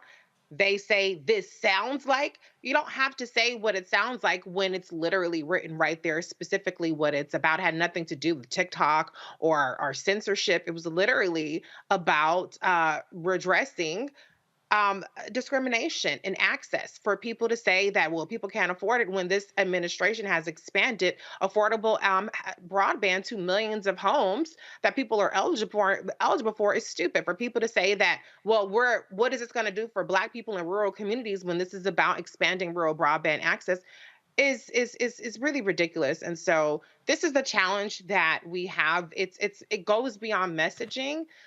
It goes to the fact that sometimes people just feel like if they don't see it happening right in front of their face, beyond an Instagram post, which is explaining that this is happening, then that means that it's non-existent. And I'm starting to become at a loss to even know how to even reach those people. I think you can reach a portion of them, but some people just can't be helped. They can't be educated. They can't be saved, child. So we got to try to find the people that maybe they just don't know. And they're like, oh, okay, that's good to know. Maybe there's some people like that out. And that's what we got to get to the poll, because some of these other people can't be saved. Go back to my iPad here. Greg, this person goes, now again, we're talking about a $42 billion program that deals with internet. Person goes, this does nothing for Black people. The typical lift all program for the Democrats, no tangibles, no votes. Now, and I responded about, well, this is a damn lie. And then, so here's the thing for me, because the other person was talking about how, and there's one person kept going back and forth with me, Greg, on, no. I want to see legislation that is only for Black people. And I see this over and over and over again. I mean, I'm talking about these FBA, these other people out here. I hear them yelling it, and I'm sitting here going, what in the hell are y'all talking about? And I know for a fact Black mayors in major cities are putting proposals together to get some of that $42 billion because Black people in many of these places do not have high-speed internet. So you'll sit here and lay out this program is like, no, they ain't gonna benefit Black people only. And you're like, fool, do you know anything about civics? And I mean, it is stunning to me when you just make a post that, hey, just let y'all know and stuff even exists, and these folks still, no, that ain't good enough because it's not only helping us. Yeah, absolutely, Roland. I mean, well, first of all, at least in the venue that you've been sharing with us in this story, it's Elon Musk's Twitter. So we know that. No. This was Instagram. So this is Mark Zuckerberg's. Mark Instagram. Zuckerberg's metaverse. Yes, yeah, absolutely. Well, we know, and of course, again, I just point out again, our sister Reese has been telling us this for years. This is the weaponized ignorance. I just assume most of them people come from a troll factory. When anytime I see tangibles now or anything like that, I assume that's a troll. Now, you being the keyboard warrior that you are, social media sniper that you are, the Omar little of the internet, you're gonna take your time and just body them all. It don't matter. Now, in the case of Amanda Seals, yeah, that's a little disturbing. But I kind of understand that too, because there are people, and there will be people who probably rip this segment and post it on their shows on YouTube and other places to try to attack this as caping for the Democrats, because they are pretty much consistent ideologues. So really, policymaking doesn't matter, except of course when they go to work and exercise their benefits, and So these are the kind of keyboard warriors who love being radicals from the safety of their well-resourced jobs and with benefits. But that aside, much of this is just weaponized ignorance. Now, thinking about this infrastructure bill that passed, I just came up to Philly on Amtrak, and we know that the vast majority of that bill, in the neighborhood of, there's about $426 billion of that work, including $16.4 billion that's about to be spent just on the Northeast Corridor to improve interstate rail, federal rail, that is going to greatly benefit just in terms of transportation, the kind of big chunk of this work. But that requires reading. Brookings just released a report yesterday, an extensive report on the 2-year mark of the infrastructure bill, how much has been spent, how much remains to be spent.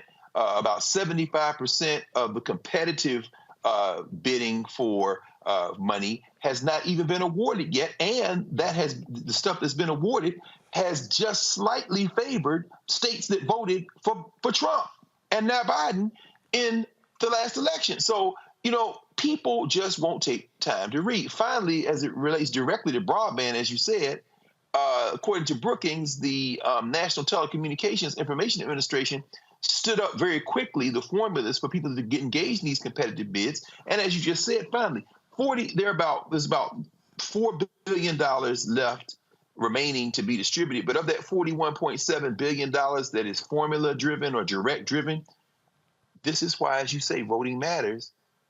That stuff goes strictly and directly to the states. Now, if you don't want your money, our tax money that's going to your state, held hostage by some white nationalists in the state house or with a supermajority in the legislature that can mess this up, then you've got yourself to blame. And these Negroes who are real, who are in there fighting with you in social media, guess what? If you live in the South, don't point at the White House, point at the state house. And my only question for them is, did you vote? Then be quiet. Lauren, the reason I'm taking my time to do this is because I really love, first of all, what Greg just laid out there. So people always talk about, well, who's going to get the contracts? Well, first and foremost, fool. And I'm saying fool, and I know Cleo's always saying, Roland, you shouldn't be calling people fools, and they're frustrated, and, PTSD and all that. No, I'm saying fool because what pisses me off is on this show, we literally have a segment called Where's Our Money? And we are constantly talking about contracts and talking about taking down barriers. And the reality is what Greg is talking about, yes. The point is, do we have the firms out there that drop fiber optic cables, that do that? Y'all, beauticians and barbers can't do this, okay? They can't do it. And so when we're talking about how do we build, we literally have a segment called Marketplace that focuses on Black-owned businesses. And what just drives me crazy, and again, I want all y'all Negroes, especially Dumb Red and Kodak Black, and I can go on and on, a whole bunch of, I saw some other Azealia Banks and all y'all running around talking about Trump and checks. Let me explain to y'all, under Trump, they bundled contracts, meaning only major firms could afford to bid on them. Biden administration, because I talked to the head of the Small Business Administration. I talked to the head of the Minority Business Development Agency. They're unbundling the contracts. Because when you're small, you can't bid on a large contract. So for all y'all who thought, ooh, there were glory days when Trump was there and we were just getting them stimulus checks, you ain't gonna be getting no contracts. because they're going to bundle them back for the big donors. We can't afford to get those. This right here, Lauren, is the minutia of policy. This right here, we talk about watching how the sausage is being made versus simply eating it. This right here is what a lot of black folks are going to have to understand. There is a difference between when Democrats are in control of the House and a Bobby Scott of Virginia, congressman, is chair of the subcommittee. It's a whole lot different than when Republicans control the House and they are over the committees. So for all y'all out there talking about that $6.57 billion that went to HBCUs, oh, that didn't just happen. There was somebody who was in the chair who was making those things happen. And he was a brother, alpha brother, but he was a brother. But then they say, Lauren, did nothing get done. I ain't seen it. This has just been a waste of our vote. Yeah, you know, I certainly think people globally realize that the Republican Party is in another era, an era really that, of course, does not include the, you know, conservative Reagan era. We're out of that, and we're into something that's, you know, obviously steering close to fascism. But as somebody who was, you know, watching the David Brinkley show when I was like, you know, 10 years old and watching Bob Maynard in the panel with David Brinkley, I never considered myself a normal person. And I think in terms of the way I pay attention to politics, which is on a very minute, micro level, I've always recognized, I think we have to recognize that most people are not doing that. Most people are not living sort of a life where you're paying attention. Oh, absolutely. Absolutely. I agree with that 100%. My problem is when you actually show them the facts and you get, oh, that's bullshit. They ain't helping us. Yeah. I say that to say that, you know, we have to be, I think, always mindful of the fact that most people are not college educated in this country. Most people are not in the Boule. Most people are not Greek. Most people are not, have never been in a college class. First of all, hold up. Just hold up. Just because you mentioned not in the Boule. Let me just help you right there. It's 5,000 people in the Boule. Right. That's it. All y'all, I love all these Negroes be hollering, Boule, Boule, Boule, Boule. It's 5,000. Do y'all, just for all y'all folk out there who holler the Boule, it's about 200,000 alphas. And you about to say Omegas, Kappas, is more Prince Hall Masons. It's 5,000 people in the Boule. And it's about having a good time. But this is I get all that, Lauren. My problem is when you literally show folk and say, no, this happened. They ain't happened. How? She actually made an announcement like that. Like, it actually came out her mouth. It came out of his mouth. Well, if it ain't just for us. Like, I get that all the time. They literally want funding bills only for black people, Lauren. I get that all the time. Where our bill? And I'm like, where our hate crime bill? There's been actually three hate crime bills in history that have been specifically black people. Anyway, I just... Well, the George Floyd bill actually did pass the House and, of course, was stuck in the Senate. I'm sorry, say it again? The George Floyd bill passed the House in 2021 and, of course... I'm sorry, hold up. Who was over the House then? In 2021, obviously, the president, what would you say, over the House? So, obviously, the House was controlled by Democrats. So, hold on. So, you telling me the George Floyd Justice Act actually passed the House? Mm-hmm. Okay. Yeah. I think the bill that everybody thinks about is the Asian hate crimes bill, which of course passed because of COVID, and we had a big spike in hate crimes against But it Asian also Americans. wasn't called the Asian hate crime bill. Yeah, I know. So if I It was get called the this out, COVID-19 Hate Act. 19 Hate Crimes Act. I know that. So it was called the COVID-19 Hate Crimes Act. And it was an absolute bullshit bill. Yeah, it focused on, of course, DOJ, and actually it focused on law enforcement. No. It focused on creating a database, and it created one job in the DOJ that lasted a year. Yeah, and Grace Meng, who is the Congresswoman from Queens, Grace Meng got $30 million to sort of, for that. She got $30 million appropriated for that bill that was really funneling money into community groups that that really sort of dealt with the issue of hate crimes. Okay. Oh, stop. Hold on. Whoa. $30 million to community groups. Not $30 million to Asian groups. $30 million to a number of groups that dealt with hate crimes, correct? Yeah, so we do have the Black Maternal Health Act of 2023. The Black Maternal Health Act is an omnibus bill, which means basically that it's a collection of a bunch of other pieces of legislation, 13 pieces of legislation. And that is a pretty bipartisan, actually it's not that bipartisan, it's actually Lauren Underwood and Joyce Beatty and Don Beyer and a bunch of Democratic members. They may have actually a Republican member on that. I got to check that because it's actually a big group of bills, and it is called the Black Maternal Health Act. But I do think what people are thinking about is, you know, the payment of reparations to the Japanese folks that were unfortunately interned during World War II. It's a fairly recent act that Ronald Reagan signed back in probably 1990. And so when people think about that, that was $20,000 per person who could verify that they were interned during Japanese internment, which of course was a crazy, terrible thing.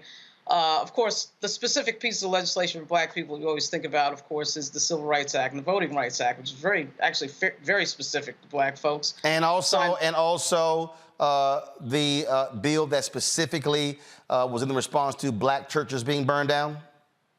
Right. Then you also had the Matthew Shepard, James Byrd Hate Crime Act. And also we had something called the Never Again Education Act, which Carolyn Maloney did in 2020, which was a Holocaust education bill, which was very specific to effectively what they did was they allowed the Holocaust Museum, which is in Washington, is an incredible Holocaust museum in Washington, for them to direct certain monies to educational programs for the Holocaust. So that was like some very specific things to specific groups. But, you know, if we had a Congress, obviously, it was controlled by the Democrats, particularly in the Senate. Senate is running so close. Usually when last time Democrats controlled the House, it was by less than 10 members. But if you had, you know, a few more Democrats in the Senate, you'd probably get something passed like the Black Maternal Health Act. That's a major piece. Right. I mean, but I want people to understand, Reese, that there are bills that are passed in Congress. There are billions and billions of dollars that Black people can access. It does not have to say Black Internet Bill. I mean, apparently it does. I mean, if you see an ice cream truck and they're giving out free ice cream, are you going to be like, oh, it's white people in line? That ain't just for Black people. No, you're going to get your ass in line. You're going to get you some free ice cream, right? Like, hello? I just think this whole idea that it has to be exclusionary in order for us to benefit when things are actually designed to exclude us without saying excluding Black people, it's just really ass backwards, because the people on the other side, they find a way to make sure that we don't benefit. They find a way to make sure that we do not have upward mobility. Look at what the Supreme Court just did around affirmative action this past term. And so it's very short-sighted. It's very small-minded. And I think the chaos agents and the people that really target us with disinformation do a good job of making it seem like all these other people are getting something that we're not. as well as convincing us that if we're not the only ones to get it, it doesn't count. And I just think it's very detrimental for the Black community, because what it serves to do is it serves to keep people disengaged, disillusioned, and then that obviously benefits one party significantly more than the other. And so there are people who revel in being belligerently ignorant. People don't just say, oh, I don't know nothing about that anymore. People will look you dead in your face and tell you that something is happening as you are explaining to them that it's happening. And those are the people that are just energy drains. They drain the people around, the people that are trying to empower people. They drain everybody around them, and they're just not our target audience. The only thing that really comes out of it is hopefully the people that just quietly are scrolling, the ones that don't comment, they'll just like a post and keep it moving, or they'll like a comment and keep it moving. Hopefully we're reaching enough of those people, because those people are the ones who, to Lauren's point, may genuinely not know, may genuinely need somebody to break it down and explain how it benefits them. So luckily, even these exchanges with trolls, bots, whoever, the belligerently ignorant, do to some degree reach Very those true. folks. Well, Greg, I knew I had to find this one. This is going to be the last one here. So Jamel Hill commented on my post here, and she mentioned about seniors paying $35 for insulin, talking about diabetes. She said that something that specifically impacts our community. This is no lie. I'm actually shook. Greg, you're going to love this here. This brother actually said to her, I'm not arguing. I'm saying they've done nothing specific for Black Americans. If things disproportionately hurt us, then a universal policy doesn't correct the disproportion. Greg, you're going to love this one here. We would need specific policy to do that. This fool actually said, diabetes does not specifically impact our community. That would mean we are the only ones who get it, which just isn't true. So basically he's saying capping insulin at $35 don't mean nothing, because Black people, we don't specifically get diabetes. So who cares if it matters? Roland, I mean, it is frustrating. I echo something Lauren said. I don't think this is a question of intellect. I think this is a question of attention, a question of living in a society where media has eaten our attention spans and we live a harried life. I hope what that person meant was that the capping of insulin, capping of insulin does not remedy a condition that is exclusive to Black people. I'm being charitable in that reading. No, that ain't what he said. He was like, well, no, that don't what count, he said, but because it don't specifically impact us. No, I agree. I understand. I'm just, the reason I'm saying that is because, you know, and you know this, I mean, in all of your years before you even got into journalism, of course, growing up and then going to school as a journalist, writing for a living, editing for a living, you know, the American populace generally just didn't have a felicity with language. There's a sloppiness at every level and every valence, quite frankly. And I don't want to get too deep into that. Well, I guess what I'm really trying to get down to is this. You know, Justin Jones was in D.C. the other day for the Democracy Summit, the thing that Nicole Hannah-Jones does at Howard. And one of the things that he said was that in these southern states, what you see is these white nationalists really pass legislation at the state level that they're going to try to nationalize. And of course, that's no secret what he's saying. But when you don't participate in the political process as it exists, not the one we wish we had, I'm absolutely not only sympathetic to, but in full agreement with the socialists, even the communists who say, you know, universal health care, universal basic income, things that the Republicans used to support decades ago. And then Martin Luther King talked about, as you remind us over and over again in books like Where Do We Go From Here? But that's not the system we have today. Now, is that a system we can build toward? Absolutely. I think ultimately that will be something that if we have any hope as a species, we've got to go in that direction. But that's not what exists in November 2023. In the two-party system that we live in now, you've got to fight the battle on the battlefield that you have now. And this is where I think what we're witnessing here that you're walking us through becomes very important to pay very close attention to. When you don't engage in the political process, even in a state like Mississippi, where you have at least 40% black folk, and Elvis Presley's second cousin made the best showing a Democrat has made since 1999, but still couldn't win. And I'm taking that with a caveat, realizing that they set him up to run out of ballots in Hinds County and Jackson, this kind of thing. When you don't participate in Louisiana, where at least a third of the people there are black, when you don't engage in the political process in Alabama or Tennessee, then you can't expect things that will not only intervene to improve everyone's life and make it better, you can't expect those things to happen. I'll end with this. You know, there are people who wish black people all of the hell in the world who live in the United States. But I'm going to say this, and it may be a little unsettling for some people. If my nephew and niece, if my uncle and auntie, if my elders in my community get some intervention that will help them in everything from health care to some assistance in staying in their houses to being able to have heat in the wintertime, if a Klansman gets it too, that is a secondary concern to me. And this is where we have to understand, even though we understand that reparations, there is something very personal about that as it relates to us, something very specific to us. Do not get caught up in the thing that affected us only and miss the thing that can improve your life, even if it so happens to help somebody else.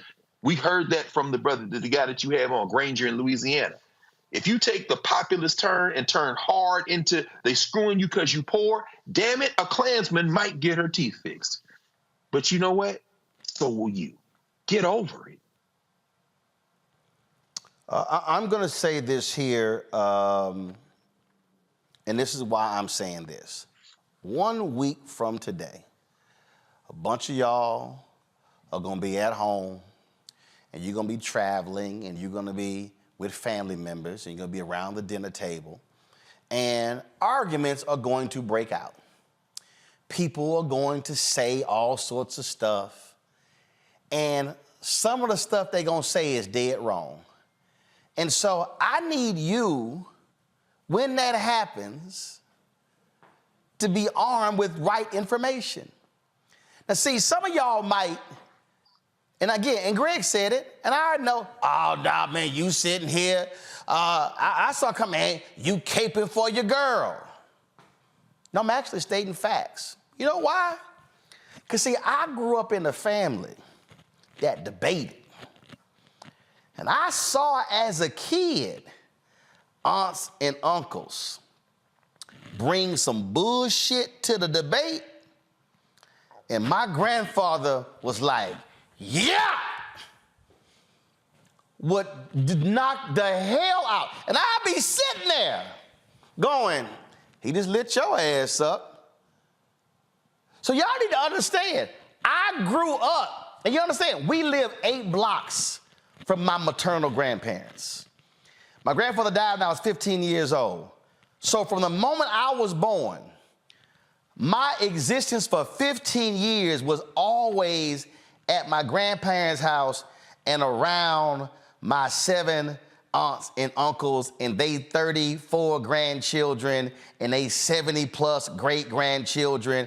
And I think they got like 120 great. So I grew up watching debates, and I grew up watching folk get obliterated who lied. And so why do I respond, because in Reese said it, why do I respond on Instagram, on Twitter, in these platforms? Why do I do this?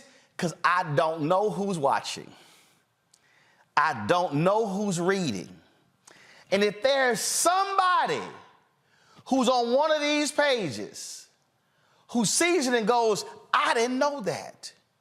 Matter of fact, let me go check that. Oh, Roland is right. Oh my goodness. Roland actually said on his show that the Vice President of the United States and the Biden administration, they did address the issue of inequality in home appraisals. Go to my iPad. This is from the New York Times. Oh my goodness, they did do that. Oh my goodness. They did have a conference on black maternal health and lay those things out. Oh my goodness, they did have that news conference down in Jacksonville dealing with the redlining of the banks and discrimination. My goodness, that stuff actually happened. Black people, we had better understand, and Greg said it, and I just want to help all y'all out who running your ass around talking about just us, just us. In the history of the United States, going back to the period of Reconstruction, W.B. Du Bois' book was called Black Reconstruction. But I just want to help y'all understand, Black Reconstruction wasn't all black. The quality of life of poor white people. Everybody listening, I need y'all to hear what I'm trying to tell y'all. Greg know this, Lauren know this, Reese know this. Let me help y'all. In the history of the United States, at every juncture when black people fought for a better life, other people benefited. James D. Anderson, The Education of Blacks in the South, 1860 to 1935. I think that's the year frame. He notes that black people freed former slaves of African descent, went into state legislatures and put it in the Constitution, guaranteeing the right to education. And then when Jim Crow came along and threw the black folks out, they threw a lot of stuff out except that public education. So I need our people to understand, when we're fighting for billions on Capitol Hill, we know some white folks gonna benefit. We know some Latinos gonna benefit. We're trying to make sure that we benefit too. But the dumbest thing we can do as black people is to literally say, y'all sit over here and y'all argue over the hundreds of billions of dollars, we out. That's the dumbest thing in the world that can happen. When they are at the table distributing the billions of dollars, it is idiotic for black people to say, I'm checking out. So when you say, Louisiana, man, we ain't voting in that election on Saturday, what you saying is, we've left everything nice and neat for y'all white conservatives to have, we out. And then you're gonna complain when the white conservatives are sitting at the table and they going, you get this here, you get this here, you get this here, and then your no voting ass over here going, we don't get nothing? No, because your ass left the table. The same thing apply. You don't eat next Thursday unless your ass at the table. I ain't never heard somebody have a Thanksgiving meal who was not at the table. And they are not fixing no plates for us. So y'all mess around if you want to. But that's the real deal. And that's why over the next year, we must all fight misinformation and disinformation, because remember what Trump said, black people, thank you for not voting. That was nothing more, what's the word that I want to use?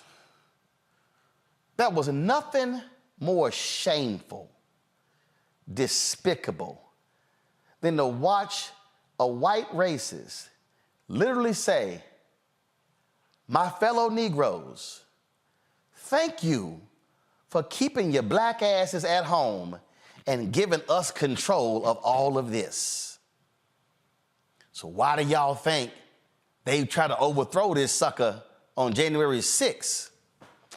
Because a lot of us showed up. And he wasn't thanking us in 2020.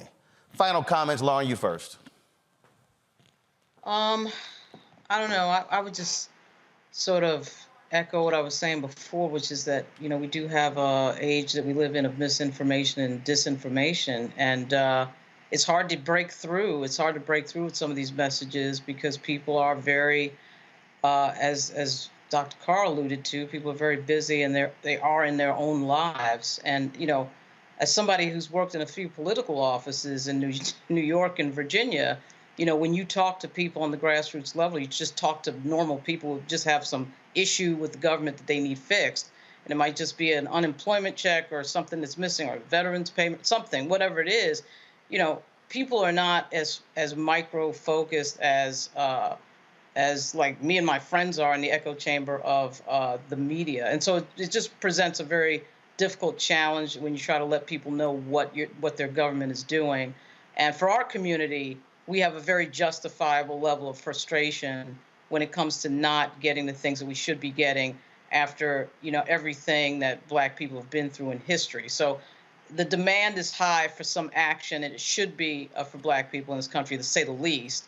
And it's just hard to get to the people who really need to hear the message, who may not be paying attention to every micro conversation on some, you know, political talk show. So it's a huge challenge, and it does require a lot of thinking and a lot of strategic action on the part of people who want to communicate to that audience. Racy?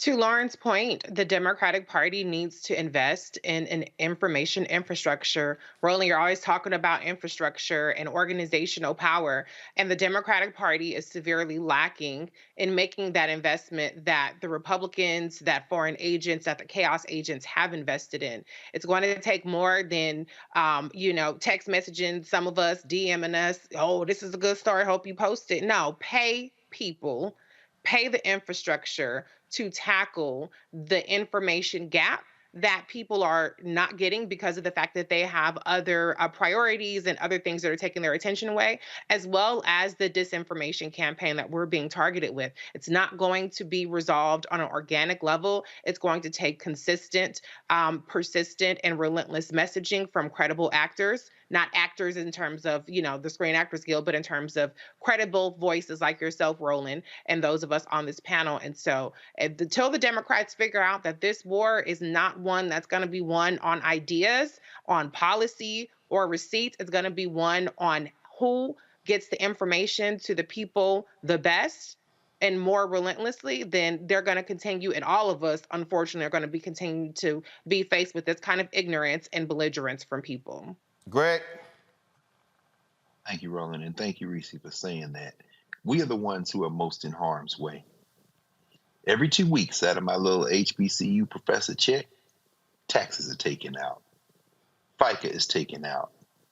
My Social Security at 58 years of age does not go into a savings account for me to get when I retire. It's going to pay the people who are now have worked all their lives who are getting it now. There are open white nationalists in the federal legislature. Christian fascist nationalists like Johnson, the Speaker of the House, who would love nothing more than to eviscerate Social Security for the people who are getting the money that I pay into it now, and for me in the future if I live that long. Cassidy Hutchinson, a nice young white woman in the White House, now making millions of dollars off of a book because she suddenly has a change of heart and conscience, was in the damn White House when my tax money was used to gas protesters right there in front of the White House in the summer of 2020, when my tax money was used to pay for all types of fascists like Stephen Miller, who has a white fever dream of getting rid of all of us. And if Donald Trump gets back in the White House, he has already said a few days ago that they're going to deport people by the millions and put them in the equivalent of camps, of prisons, open air prisons, like Gaza. But the point is this: if that's not enough to make you say, let me get involved, then quite frankly, you're not just putting yourself in harm's way. You put my family in harm's way. You putting Lauren and Reese's family, you putting Roland's family in harm's way. You putting all the rest of our family in harm's way. And that means as much as well-meaning and as frustrated as you are, as Lauren says, you're an enemy of yourself, not just us. Are you really going to commit that kind of suicide while these white folk take your tax money and laugh it off and then get past it and act like they have a change of heart and make a few million more dollars? That should infuriate you. And if that doesn't infuriate you, then you should look in the mirror and ask yourself what does. Folks, I'm telling you what we're going to do. We're going to keep doing this. We're going to keep telling y'all what the real deal is. We're going to tell you when I think when Biden and Harris screw up. We're going to tell you when they do something right. And we're going to tell you when Congress is also doing things to benefit us.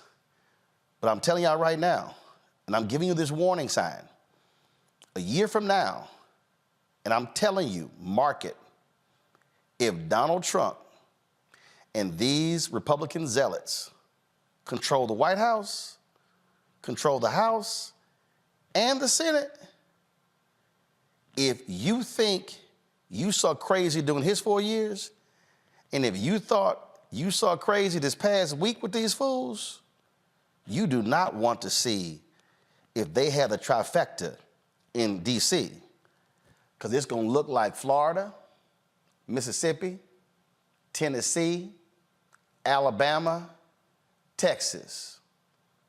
Tell me how that's gone for black folks.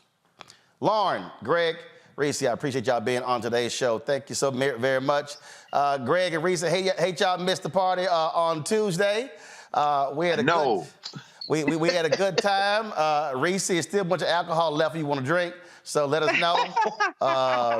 You've been busy going to concerts all over the place. Yeah. Oh no. Yeah.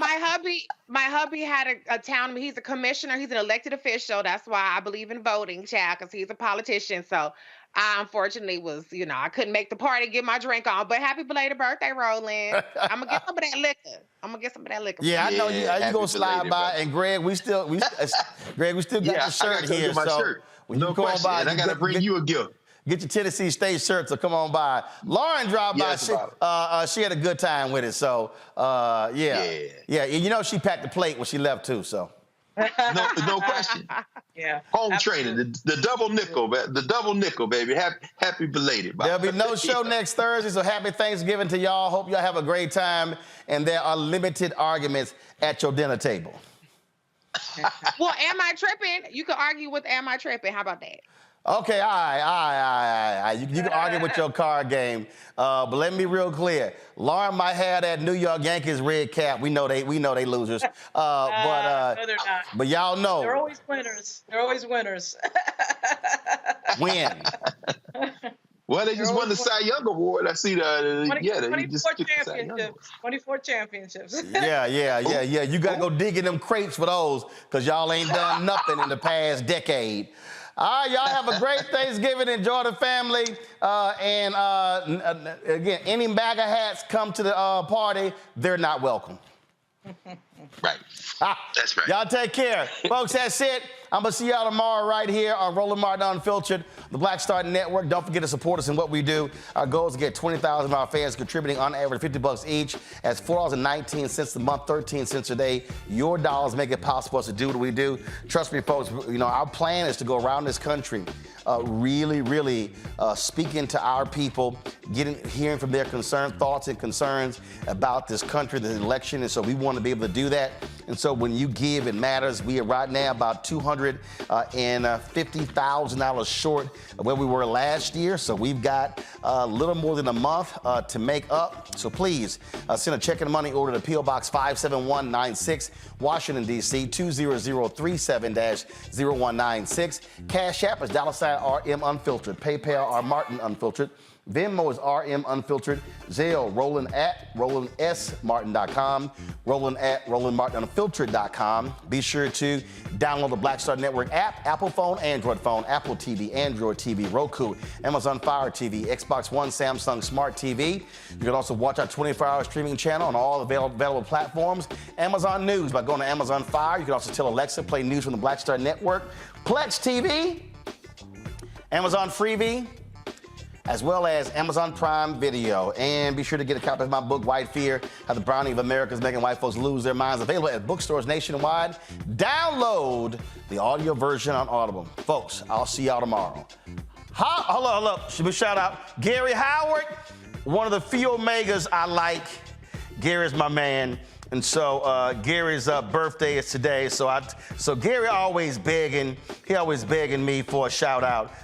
So let me go ahead and give Gary a shout out. I'm gonna show him right here. Give me 1 second, y'all.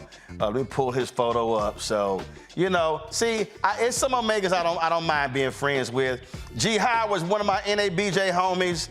We always playing golf. And so shout out to G Howard on his birthday. All right, y'all, that's it. I'll see y'all tomorrow. But Gary know 06 runs everything. Holla! Folks, Black Star Network is here. Oh, no punches! I'm real revolutionary right now. Black power. Support this man, Black Media. He makes sure that our stories are told. Thank you for being the voice of Black America, Roland. Stay black. I love y'all. All momentum we have now, we have to keep this going. The video looks phenomenal. See, this difference between Black Star Network and Black-owned media and something like CNN. You can't be Black-owned media and be scared. It's time to be smart. Bring your eyeballs home. You dig?